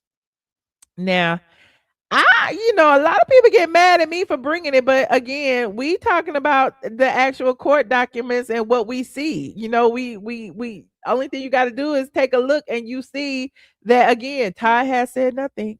Kandi is saying everything. Kandi is saying, actually giving both sides of the story, which I don't understand. Like, how is it as someone who is giving information about the divorce, you gonna tell me the husband's stance and your stance? Okay. And then people run with it and act like they believe it just because Kandi said it. Now, yes, copyright disclaimer on section 107 of the Copyright Act. Allowance is made for what? Fair use, fair use, fair use. Kandi says she is clearing up stuff about this damn divorce, honey. Kandi says she gonna clear it up. Okay, so she went up here to Andy's show and Watch What Happens Live. And I don't know what Kandi is promoting. They say Kandi was promoting her Broadway show. But why are you promoting it now? You ain't been promoting it. You started in November. You should have been promoting it starting in like October. Okay. And then it's over in March. Why is you promoting it the last week in February? That doesn't make sense to me. But I digress. But Kandi came over to Andy's show specifically to talk about her divorce. I don't think she came here for no other reason. None whatsoever. And y'all know the drill. Copyright disclaimer, section 107 of the Copyright Act. Allowance is made for what? Fair use for purposes such as criticism, comment, news reporting, teaching, scholarship, and research. What are we doing, ladies and gentlemen? We are researching. You said watch her body language. Okay, we're gonna watch it. Put myself over here in the corner. Hold on. Had you and Todd been considering a separation before you decided it was the right decision? Oh no, Okay, were you and Todd considering a separation before you decided to file for divorce? it happened like in July. In July was when I was like, oh yeah, nah, I can't do this no more. Was there a specific? Oh yeah, no, I can't do this no more. And look at Andy. Look at Andy's face. Andy said, I'm getting to the tea, honey. I'm about to get to this tea. Was there a specific incident that caused you to file for divorce? Moment or thing Yeah, that it was happened? a specific situation that happened. I'm not talking about on Watch What Happened. Okay, all right. What was that specific situation? You know, I told y'all what I heard. Okay, I ain't gonna repeat it no more, but I told y'all what I heard. What is your current relationship or nature of communication? I mean, so, you know, we've been going back and forth through the whole divorce thing. So, of course, sometimes our conversations can get a little intense. But for the most part, you know, even if we argue, we still, you know, try to be nice to each other. You're co-parenting. Yeah, we're yes. co-parenting. You know. She stay talking about it. She stay talking about it and stay saying that she want her privacy. Y'all remember Kandi said she wanted her privacy. Kandi filed to have the divorce documents sealed. Now that the divorce documents are open and we know exactly what's going on, Kandi said, oh, well, I'm just going to tell them something different. And the people who don't read the divorce documents, the people who don't read the blogs and watch YouTube, they going to believe me because they heard it out of my mouth. That ain't how it works, Kandi. We know the truth. And last night, we went to my son's basketball game. So we were there sitting right next to each other. I'm sure people was like, right. Oh, child. Somebody asked, did I see NeNe on TMZ? We talked about that already, friend. Rewind. Right. But I feel like once we're done with this, I really feel that we'll be able to be great co-parents. Because our ultimate goal is to make sure that all... Well, I thought y'all was already a great co-parents. You know, Todd over there doing daddy daycare, okay? You over there doing Broadway, living in New York, okay? You said that Todd don't be there, but you hired a nanny to be there in your absence as a substitute mother. Like, at the end of the day, Todd said he want full custody. You said you ain't giving him full custody. What do you mean? I thought y'all was already... All of our kids are happy and that they don't feel the blunt of our drama. You know, it's so interesting because we saw the whole prenup drama on your wedding spinoff. Andy know we saw it, and Andy know the blogs know what's up. And we did see him sign the prenup. He's now contesting it. No, well, and here's the thing. Remember, we said that he signed it under duress, and Kandi about to tell y'all that he's not contesting it. Actually isn't contesting. Oh, he isn't. They threatened to contest it. Okay. So it said that if we do not come to terms, that they feel that they have a way to contest it. So did y'all come to terms, Kandi? Did y'all come to terms? Is that what it is? Because we've been reading the documents, and then Todd clearly said that he signed it under duress and that they could pull the receipts, child. That's what we read. I don't know what you talking about. And then every single time Todd files something, you file something. I think that is the misunderstanding of the internet. It's like that's not no misunderstanding. We read that in court. We've never actually had conversations about it being anything other than what you. Of course, you ain't had no conversation. The lawyer put it in the court documents. You got your lawyer. He got his lawyer. You got Adama McKinnon. He got Randy Kessler. You know, and I always said, this is not about Kandi or Todd. I know a lot of y'all think that, you know, I hate Kandi. I can't stand Kandi. I'm team Todd or whatever. But it has nothing to do with them two as parents or them two as husband and wife. It has everything to do with these two lawyers and who's the best lawyer and who writes the best motions. So at the end of the day, you know, they paying these lawyers and that's who's winning in the case. And it seems like, you know, when I read the documents coming from Todd's side seem to be a little bit more in depth and a little bit more believable. Now, will a judge see that? I don't know, but coming out of Kandi's mouth ain't gonna help. You know what I'm saying? So it's like, you know, he's like, well, I don't want people to feel that I'm like, well, people feel that way because your lawyer put in there. Yes. See, and she said it. She said it. And she didn't finish her sentence. You don't want people to feel that you what, Kandi? What does Todd say?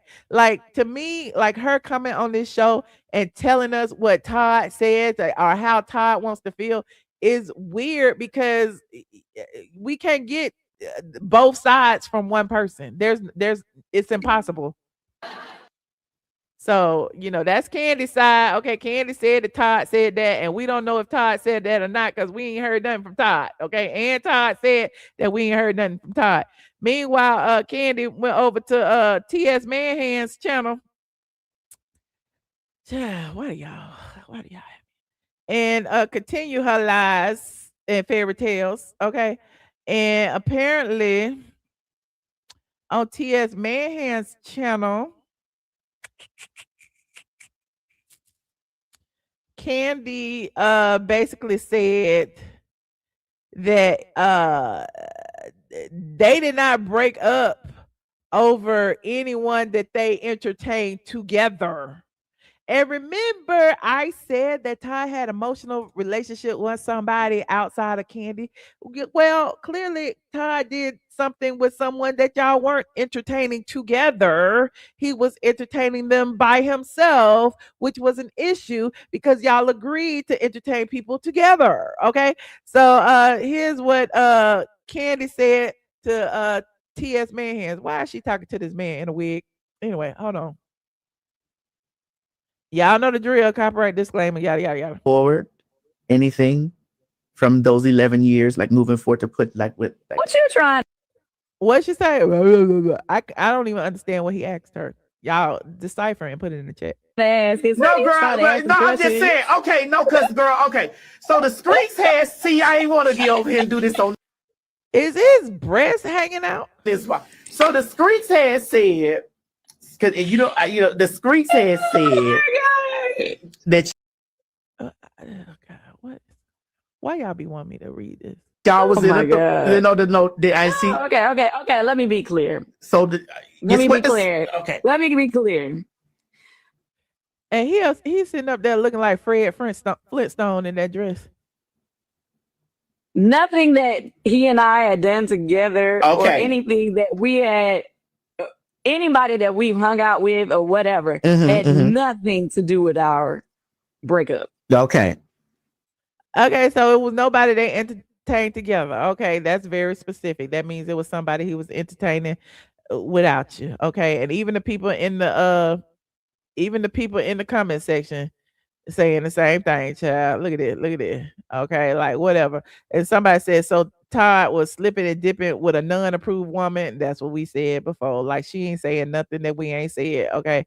But anyway, let's see. That was another one. It says Kandi says no conversations are being held about prenup being overturned. Why is she talking? Shouldn't this be a violation of the court order? Like, why are you telling TS Madison about what conversations are being had or not had about the prenup? Isn't that for your attorney and his attorney to talk about? This is weird. Let me see how I'm gonna put this. It's been a lot of people online doing all these different like their take of what's gonna happen. I guess because in one of the things that that voice annoys the hell out of me. You said how many more interviews? 1,000 went public, basically was saying like if he and I didn't agree that he felt like he could overturn a prenup or whatever. This is what I would say. Anytime there's a prenup, everybody says they think they can overturn it. So Kandi said he can't overturn it, basically. That's what she's saying. Okay. And she's telling Mr. Madison that, okay.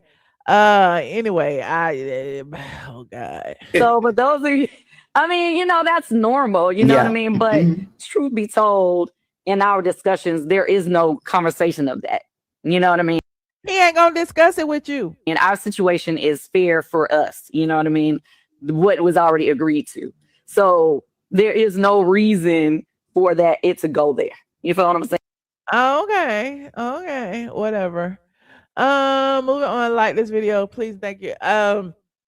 Yeah, Kandi is working the hell out of this press, honey. Kandi is forming a narrative. Kandi is telling y'all something totally different than what's in the court documents. And it's interesting, like I said before, Todd pretty much said that Kandi was using the media, and Kandi is proving that she is using the media because she goes to the media every other day. She been to Andy, she been to Watch What Happens Live, she been to Sherry, she been to Mark and Kelly, she been the TS Man Hands. Where's she going tomorrow? She gonna be on another show tomorrow? I don't know. Still talking about her divorce. Like, why is it that she talk? Well, I know why.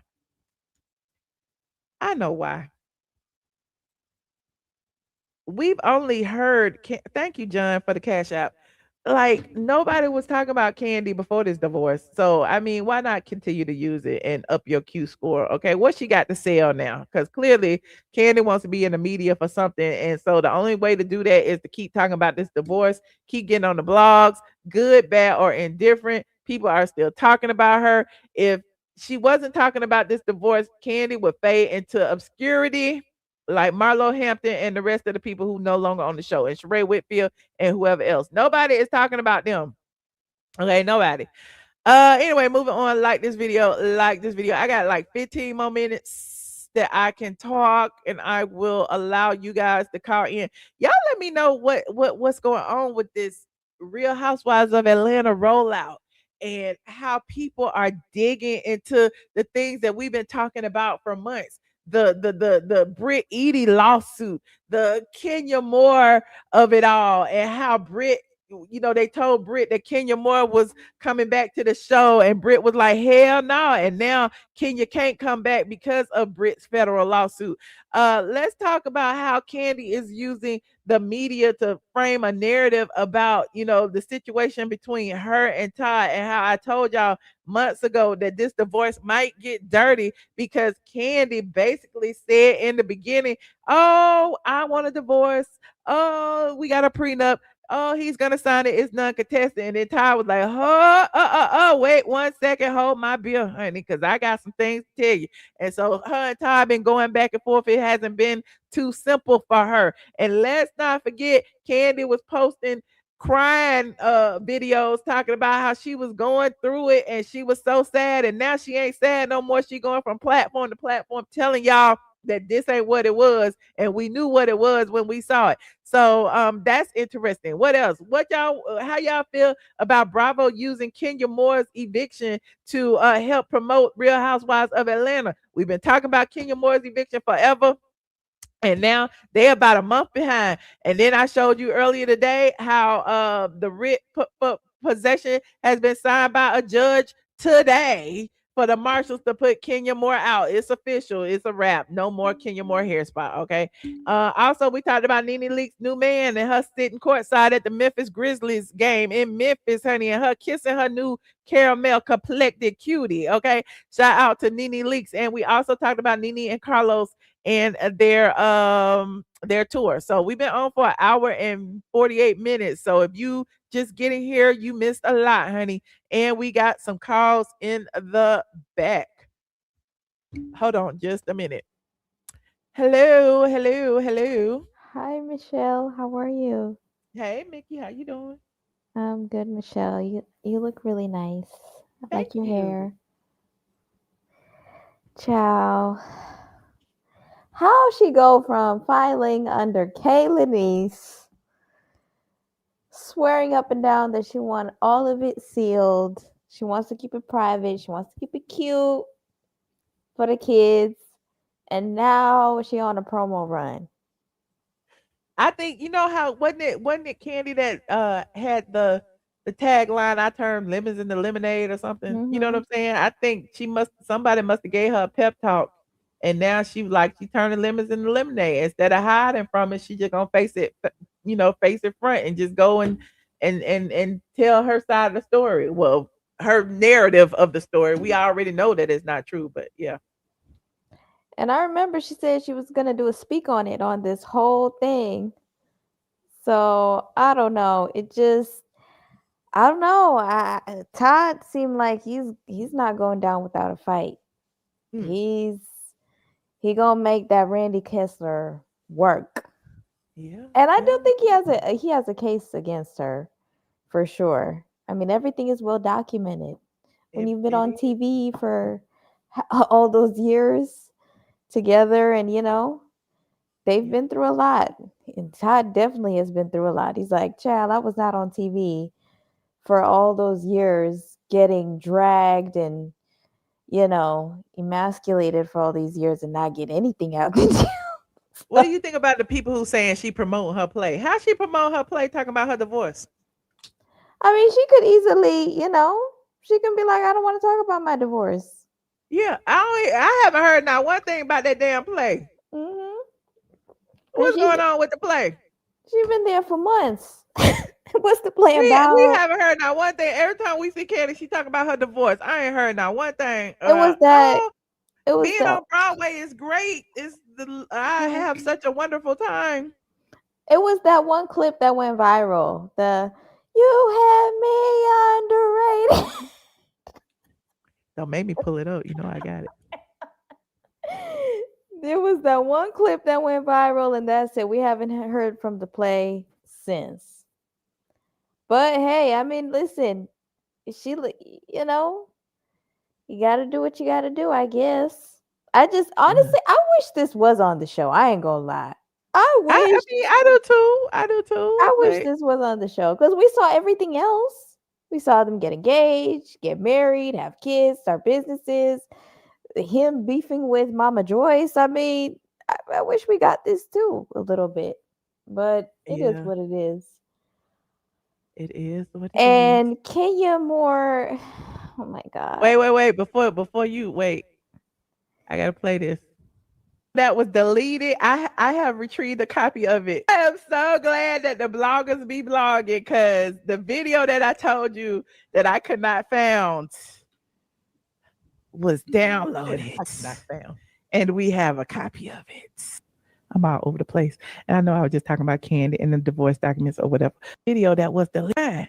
And the caps are Broadway ready. Hold on, fast Kandi Burruss joins Anne Juliet this Thursday, December 11. And she sang a preview for us. And then it says, and we asked the Grammy songwriter, ...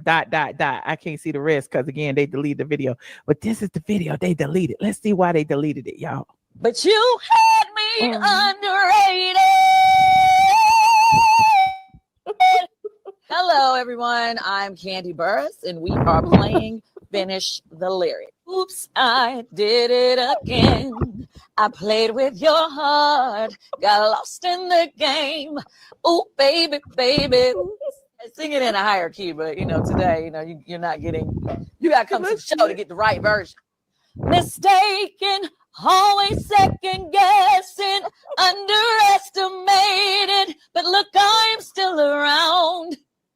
So you say I'm complicated, but you had me underrated. My first performance is on December 11th. Come see me. I see why they deleted it. Damn. I had on the same outfit. Oh my God. Oh, isn't that crazy? Oh my God. Yeah, that was the last. That went viral and that was it.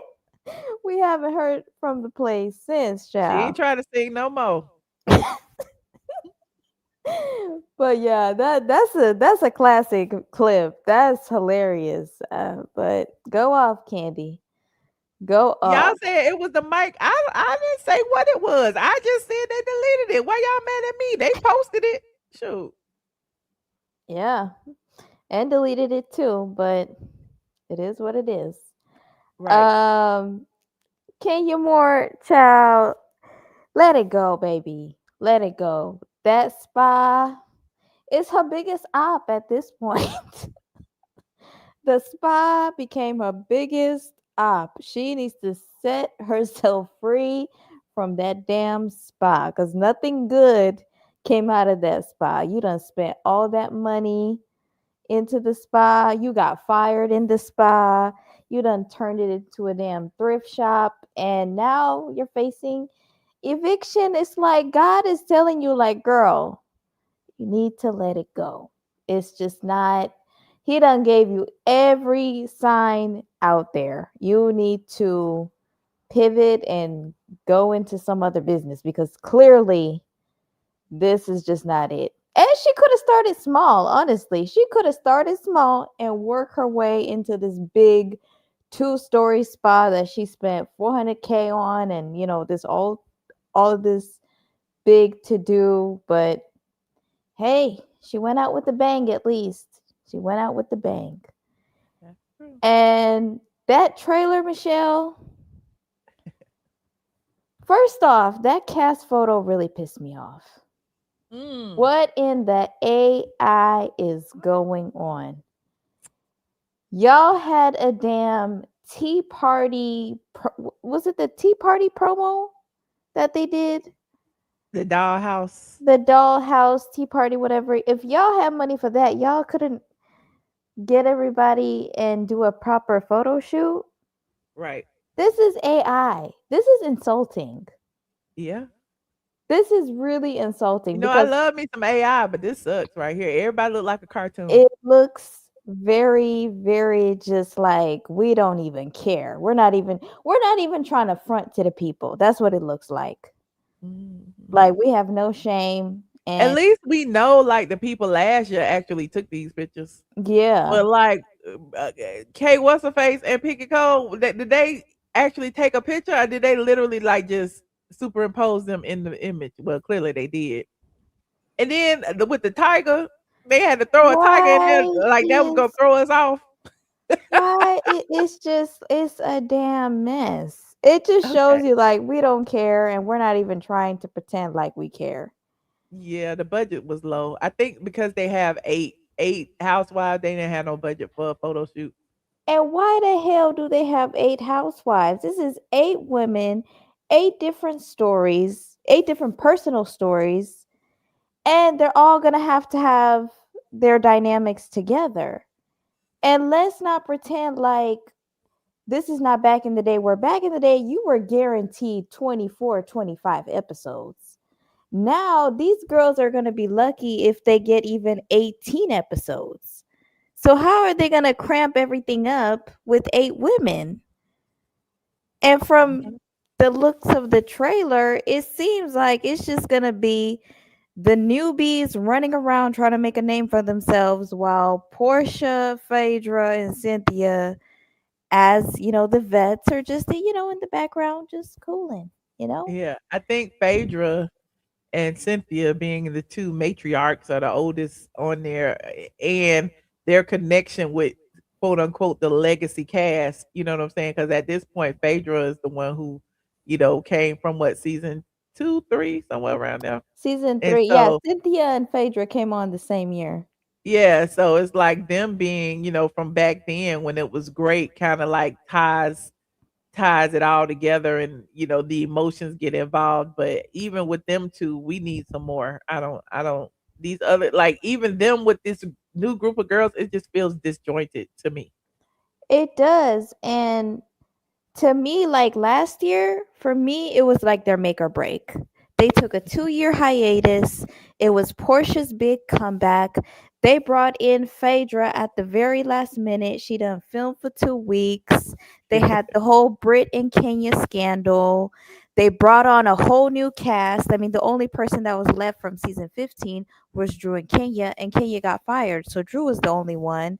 They brought Cynthia back. Like last year was really like, if this goes wrong, then, you kind of have to pack it up. And to me, last season, it was very, very mid. It was very mediocre. Like I could have binge watched last season over a weekend, but I watched it every week. I watched it because I've been a fan of the show since the very beginning. So I'm kind of like loyal to the brand. So they failed me last season. So now it's like I watched this trailer and it didn't really do much for me. It's like it's just, and then you have Drew, and it seems like I feel like Drew is becoming the new Kenya Moore. In the sense of she's always, it seems like the peak of the season is always her fighting with somebody.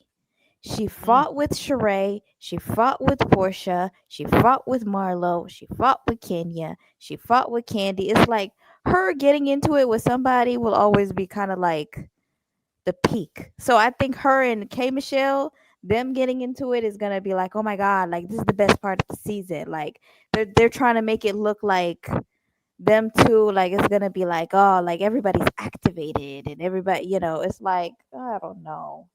Yeah. And why is K Michelle there? I don't know, man. Yeah, we'll see. Yeah.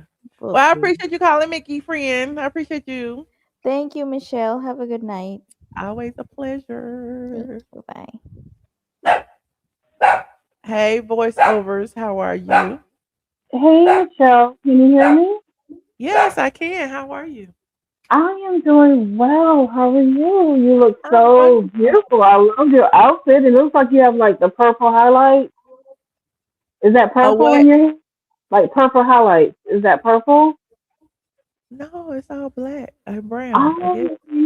It might be my phone. It looks like you had like a little purple like ombre or something going on. Oh no. Well, you look good. Let's get into the whole situation. I don't like the picture that they posted of them with the lion or leopard or whatever was in the middle of it. It looks very, I'm going to piggyback off what the young lady said, it looks very mediocre. And it seems they did not put any effort into it. It looks gloomy. It doesn't look bright and cheery.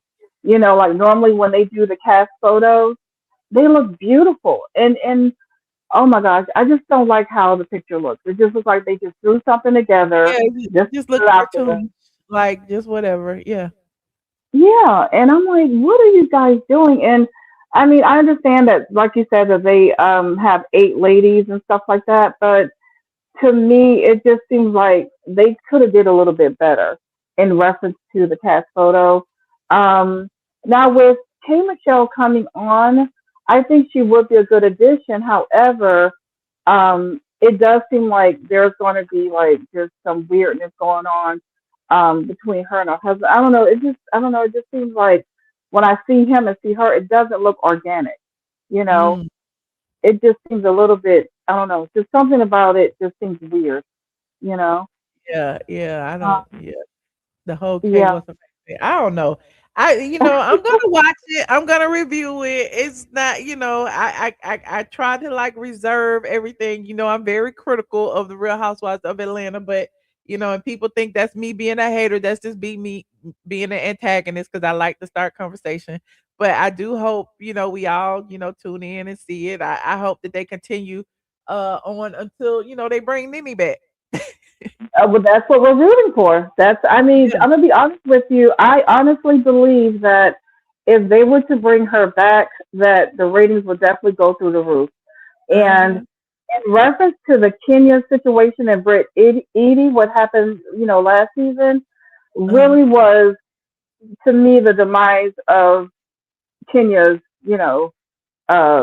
of her part of her career because it was definitely that federal lawsuit because prior to that they were planning on bringing Kenya back, and when Brit laid it all out in those sexual allegations and the harassment and everything that happened, oh no, Kenya was put on ice. That's why the wording was what it was, suspended indefinitely. You ain't never coming back, or you ain't never coming back within the next 5 years. You know what I'm saying? Like, and when you look at that particular scene when she was, antagonizing her and she was being very just it was extremely. She did so much even after that. Think about how she went on a media tour. She went to Tamron, which could have been her opportunity to make amends. She went to Tamron and basically almost doubled down. Like Tamron had to force her to halfway, kind of, sort of admit that she was wrong, but she really didn't. Took some accountability, and that's then what she went on her platform and doubled down again and said, "Oh, the person wasn't underage or whatever." But you show naked pictures of somebody performing a sex act to a room full of people. Like this could be bigger than just Brit Eady. It could be the cameraman. It could be, the interns. It could be anybody coming to Bravo saying that they felt violated. You don't know, where people are in their life that they want to see naked images of somebody performing a sex act without their consent. That's crazy. And here you are, you're this woman that has this pedigree, you won Miss USA, you have all of this, uh, great things that happened, that's in your past or whatever. But how could you go on there and just do the most disgusting, cringing thing to another beautiful black woman that's supposed to represent this ensemble cast? I just think it was very distasteful. It was extremely evil for her to do something so it was just really bad. And in reference to Portia, and it looks like I'm hoping that her and Shamia make amends, because it looks like that they may have like some stuff going on with their friendship and stuff like that. So I'm hoping that they're able to come together. And I really wish that they could bring NeNe Leakes back. I think with her coming back to the show, it would actually like just be better. I mean, come on, NeNe Leakes did carry the show. When you think of Real Housewives of Atlanta, you think of NeNe Leakes, and I've said that over and over again. Oh, and one more thing. Okay, the interview with TS Madison and Kandi was a bit cringy, and I did not look them up. I swear they were actually on my algorithm. And when I looked at it, I'm sorry. I put do not suggest this channel. Not interested. Do not suggest this channel. I didn't even watch. Then the only clip I saw was the clip somebody tagged me in on Instagram. No, thank you. I'm good. It was a little bit cringy because TS basically was trying to ask Kandi. He was like, she was like, I don't know. It's just weird. I don't know how to do it. Okay. TS Madison was like, can we get together and we could kind of like, do this show and possibly do some sort of little shop of horrors, but I guess drag queen style or something. And Kandi looked like she was like, okay. It just did not seem organically like, I don't know. It was weird. It was very cringy to watch. And I think that TS is trying to deflect on a lot of the things that's going on with the, individuals that I guess they had a podcast or something, or they had, or not podcast, but they had an organization together. And there was some stuff going on with money. Oh, you mean that Dominique Morgan and DL Whisper? Yes. And it's just, I don't know. That whole situation is just weird. But I am going to watch and I'm going to support. I just hope that they could possibly maybe NeNe Leakes come in for a cameo appearance or something. I don't know. But I don't know. I hope that they can, I don't know, just come back or something. I don't know. Also, do you ever watch Real Housewives of Salt Lake City? I don't. And everybody keep trying to talk to me about that, and I don't know them people. I'm so sorry. Oh, I just want to give my condolences to Mary Crosby. Unfortunately, she had her son had passed away, so I just want to give my condolences. But it's a great franchise as well. They do really good numbers over there. But thank you for having me, Michelle. To hear that. Thank you so much, Stephanie. I appreciate you calling. All right. Everyone have a great night. Talk to you soon. All right. Hold on, Mr. Motivation. What's going on, beautiful? How you doing? I'm good. How you doing? I can't complain. Listen, I'm gonna say this right quick, and I'm gonna go back in the chat. Honestly, I was talking in Patreon, but I will say, like I said, I love that show. So I'm hopeful. And so I feel like NeNe will land back, but it's on God's timing. We just gotta be patient. And I'm gonna tell you this, I'm actually Pinky, what's her name? Pinky Cole. I'm actually interested in seeing her for whatever reason. I'm a K Michelle fan. I know I know her and I respect your mind, but I feel like Pinky Cole gonna bring something to it in a sense. And I feel like this gonna be a good season for Shamia for whatever reason. I feel like I'm hopeful. So I feel like, she gonna go and do her thing. Cause I feel like now, cause she was kind of trying to be humble last season. And so I feel like pop your shit. You know what I'm saying? Yeah. And that's what I think would have been better. She would have just popped her shit, came on, basically, instead of kissing Portia ass, like put Portia in her damn place. Like, I think, And I feel like now, you know, she see it, and it's kind of like I feel like guys are showing her like, you know, it's okay. You and Portia going your own way, pop your stuff, do what you gotta do. Cause it's like, yeah, it's a catch-22. So, but I feel like this is gonna be all right. And like I say, it's I don't get the Real Housewives feeling, but again, I'm hopeful. I feel like it's gonna do what it's gonna. I feel like it's gonna do better than last season. I will say that. So yeah, that's all I wanted, Michelle. We shall see. Most Okay, well, I definitely. appreciate you, Mr. Motivation. Most You have a definitely. good evening, friend. All right, you too. All right, bye-bye. All right, bye. Hello, DMV. Hey, Michelle, how are you? Hey, good. How you doing? Girl, let me tell you, it's my birthday, boo. Oh, And happy I'm birthday. celebrating Pisces season. Thank you, hon. Thank you. Really quick, I'm not going to hold you. I just want to say NeNe looks good with her new friend, and I hope they make it. I think those pictures are very dark. The AI mess, they need to do those pictures over again. Kandi is trying to drive the narrative to make. That's why she wanted to cover up everything, and then all of a sudden, every day she's telling a different story. Hmm. And so I just feel like Kandi is trying to drive the narrative to their divorce. Uh-huh. And I just like what I like the guy for NeNe. I hope it's a good fit because they look good together. He's a nice looking guy. Yeah, he's very handsome. Very handsome. And I just want to say hey to all the Pisces. I've been partying since the 18th, 19th. Went out tonight, had about 8 drinks, and I was trying to get in before I came down, but I'm down now. So. Well, I'm sorry, friend. Well, happy birthday. Hope you continue to turn up for the rest of the weekend. When I kept telling you, you talking about something. I'm not saying your girl birthday. It was me. That's who I was like, who is y'all talking about? I didn't know what y'all was talking about. But happy It's me, baby. I'm so sorry. Happy birthday, 61, and I don't mind telling my age, baby. Yes, ma'am. Yes. Love you and continue to do what you do. It is every day. Gotta thank them. Amen. And continue to do what you do. We love you. Thank you so much. And I You're hope you have a welcome. wonderful, wonderful week. And because I'm not finished until Pisces season is over. Bye-bye.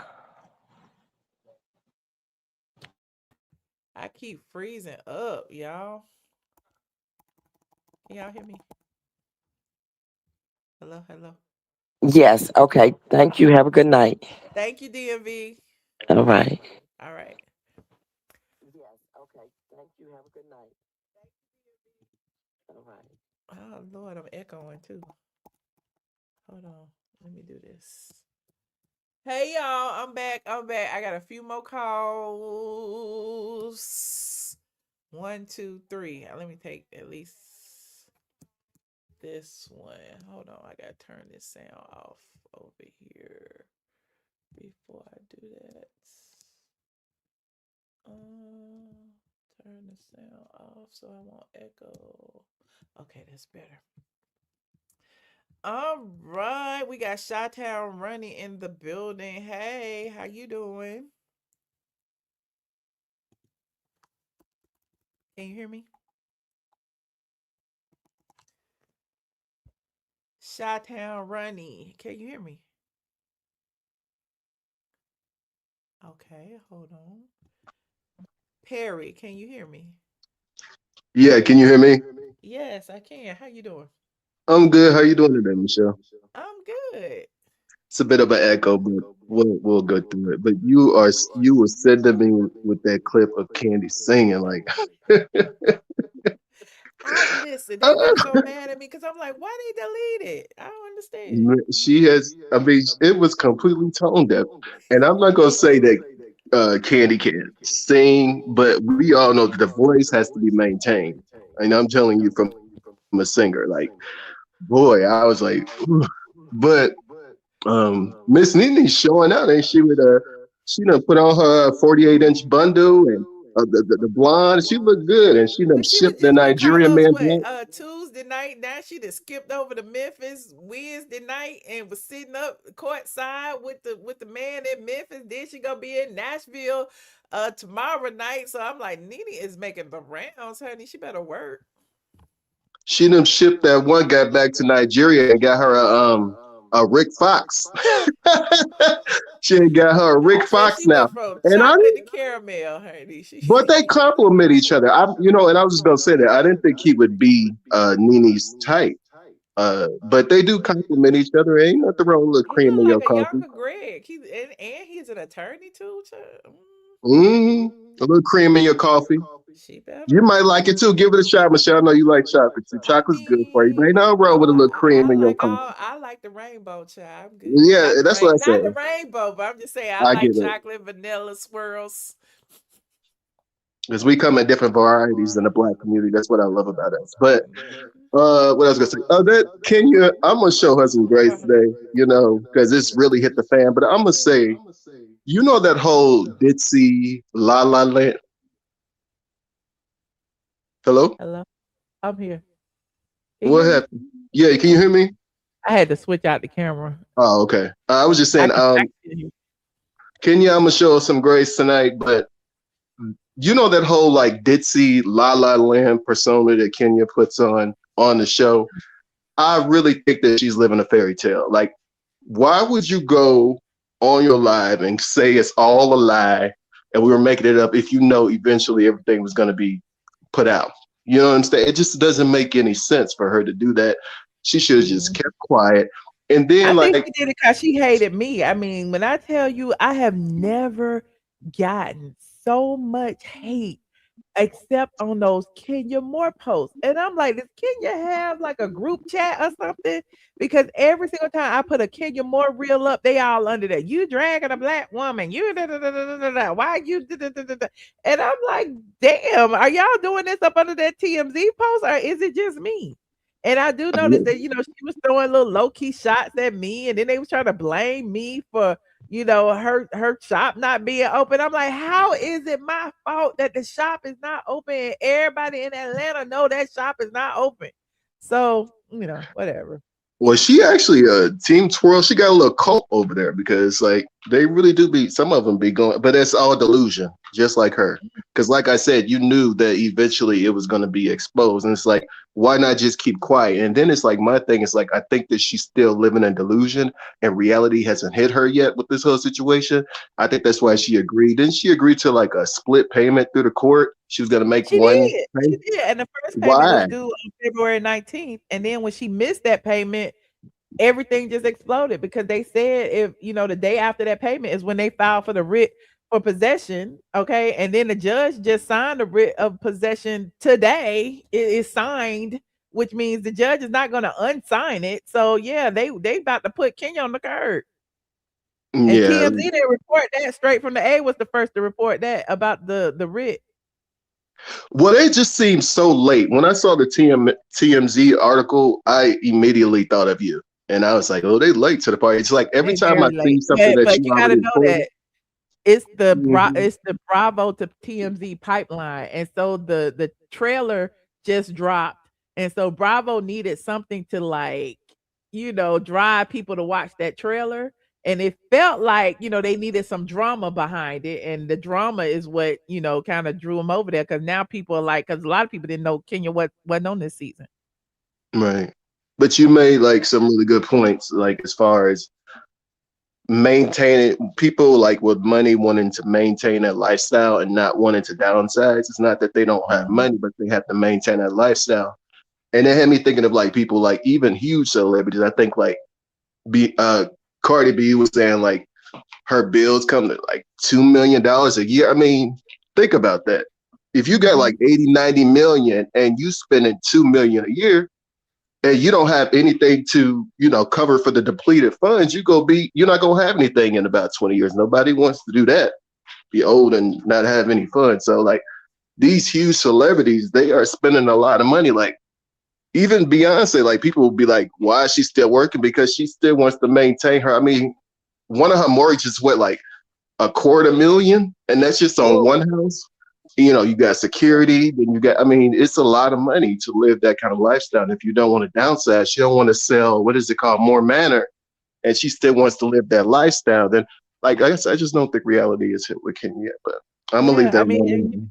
and again, your biggest stream of income is gone. Like the Right. housewives, and I'm sure she wasn't planning on that. A lot of people don't have a 2-year plan. You know what I'm saying? Can you imagine like your biggest stream of income being gone and you was dependent on that for the next 2 years at least? Right. Well, what happened with YouTube? Like, she was making a mark. Like, why do they keep coming on YouTube? They don't have that YouTube ethic like you got. Like the YouTubers got. They come and they make a little splash. I'm trying to get better. I mean, because you could really make a nice coin on YouTube if you're consistent. Like, I don't understand why there's people, you know what I mean? Like, she could really make a good coin off. You don't know why she just ran off there. But yeah, like, anyways, I'm gonna get off Kenya. But I think they want the money quick and fast, and they don't know how to build. And you know, with YouTube, you have to build, you have to be consistent, you have to build your community, you have to at least talk to people. You know what I'm saying? Like, you know, and I don't see them doing that. They feel like their celebrity gives them license to just come on here and just, you know, build numbers. And a lot of times it takes more than just your celebrity to build social media. So, you know. I mean, I might be in a minority with this opinion, but I don't see it. I don't think it's a good idea to have K. Michelle on this particular season. I just feel like we need balance. We got enough ratchet with Portia. I mean, we all want to see a little ratchet, but this show, now we got 2 ratchets now, honey. I mean, it's just coming. I think like Bravo has a mindset like they don't care how they get the ratings to go get it. So if they can get the Love and Hip Hop Prime ratings, which no one is getting anymore doing in the stream and stuff, they don't care who they got to put on, because you know they would have never put K. Michelle on the highlight of the Real Housewives of Atlanta days. And I just think like it's just really a bad look. But that's just my personal opinion. I don't have anything against K. Michelle. I just see it turning in a completely trashy direction. It was a lot of positive aspects about Real Housewives of Atlanta and Black women, and it's just gonna be like the sequel to Love and Hip Hop. I just don't think it's a good idea, but that's just my personal. But lastly, I was gonna say, actually, never mind. That's it. I know you didn't make me forget. I don't lost my train of thought. It's okay. All right. No, okay. Do you know that what was the other story that the first story you said I was gonna touch on? That you talked about? I talked about the trailer. I talked about Kenya's eviction. I talked about Brit's lawsuit. Lastly, I was gonna say, okay, no, okay. You know that whole thing. I was gonna touch on the Kandi situation. I feel like Kandi just misses the spotlight, the Real Housewives of Atlanta attention that she was getting. I do kind of feel like Kandi's always gonna find a way to like capitalize her businesses. I get it, even if it's at the expense of this whole divorce situation. I just feel like she kind of misses the spotlight, and this is giving her a lot of attention. So. Yeah, and it's giving her an opportunity to utilize, you know, the divorce news to get press. Because it's like, how can you say you want to seal the documents? How can you file the documents in, you know, code names, your first initial, middle initial, like you was trying to hide it, and then when it get out, now all of a sudden you just talking and chattering and telling everybody and talking about what the prenup is and talking about what Todd won't. Like, we ain't even heard from Todd. You can't just revealing all of her revealing all of her cards, like giving his lawyer a heads up. You just telling everything. It's not even your decision, like as far as the whole prenup situation. If the lawyer has found an avenue to go in, that's between the courts. It's like you don't get to decide that, and you just giving them all the information. Like, you need to be quiet, you know. But that's all, Michelle. You look lovely. Giving them more ammo, so you know. I like the scarf. I like the fit as usual. You know, I think you fly, so I'm gonna stay tuned in. When you going on Patreon next? I'll never catch you on there. Probably tomorrow night. I've been posting videos over there though, like my deleted videos from I went live earlier today on Patreon. What was you talking about? You did? I don't be getting the notifications. I got my notifications turned on. Yeah, for I went Patreon. live this afternoon on Patreon for like an hour and a half. I sure did. Michelle, I'm gonna just say this too. Do you know I was looking at your old stuff? You know, I've been following you a while, but I never really got into your Straight from the A. And Michelle, you are that girl. Like, I done seen some of your pictures with a lot of these celebrities. Like, I mean, like, let me ask you, have you ever because you seem pretty chill. Like you as like a celebrity yourself, and you're all right. Have you ever gotten like? Because I used to work at the Chanel store a couple years ago, so I met some celebrities. But have you ever met any that like made you starstruck? Oh yeah, I love Shaq. That's my celebrity crush. Who? Shaq. Oh, you met them several times? Yes. Well, I haven't met Madge yet. I met. I want to meet Toni Braxton, and you met her. I saw that picture of you with her. You met her, right? Yeah, when the Braxtons first started the season premiere of the Braxtons way back then, I got a picture with all of the Braxtons. Does she smell as lovely as she looks? She looked like she smells like roses. See, I knew it. All right, that's it, Michelle. Let me get off this phone for how you here all night. Have a good night. Bye bye. Talk to you. You too, as always. Bye. All right, bye. Hold on. Wait, I got a picture. Hold on, Perry. You see I'm here. Yeah, I'm here. Look. I had to pull it. I'm quick with it. Okay, hold on. Look. I googled the Braxtons and ATLien, and look what I found. Hold on, let me make it big. How can I make it big? Lord, it's over here. Hold on. Hey, I can't even make it big. Lord. But there go. Can you see that? Oh, I see. Yeah. Oh, you was right in the mix. I was in the middle. There go Trina and Miss Evelyn and Tracy and Tamar and Tony and Tawanda. Tony is just so beautiful. Is she that beautiful in person? Yeah. Me and Joy. Yeah, that was one. No, Michelle. Now you know how you have your opinion on everybody. Do any of these people that you talk about, do they be giving you the stank eye when you see them out? Oh yeah. Candy do all that. Do they ever like approach you or anything about something you said on YouTube? No, just kidding. Candy do all the time. But I talk to people because at the end of the day, like everybody knows this is my job. So like even they don't take it personal. I'm like, Candy, what's your problem, girl? Whatever. She was like, I'm hanging, and I'm like, girl, bye. And the same thing with Phaedra. Me and Phaedra be getting into it, and Phaedra was like, you don't fuck with me, and I don't fuck with you, and I was like, okay, girl. But yeah, well, they ought to be happy that you keep them. Talk to me, they know it's all a job. Okay, that's good because I was gonna say they should be happy that you're keeping them in the spotlight. Yeah, you talk about certain people that places like we gotta appreciate the bloggers like yourself and the Shade Room, all those people that give shine to Black celebrities. And I agree. That's why I started blogging in the first place, was to amplify Black celebrities, because like I said at the time, there was Perez Hilton and all of those white blogs who were blogging about A-list celebrities, and I started blogging about the D and Z list, and the Atlanta celebrities that I knew of. So it is what it is. Good point. If you ain't gonna curse out somebody on TMZ if they said something about you, if you see them on the red carpet and you don't have no smoke, don't come from Michelle either. Right.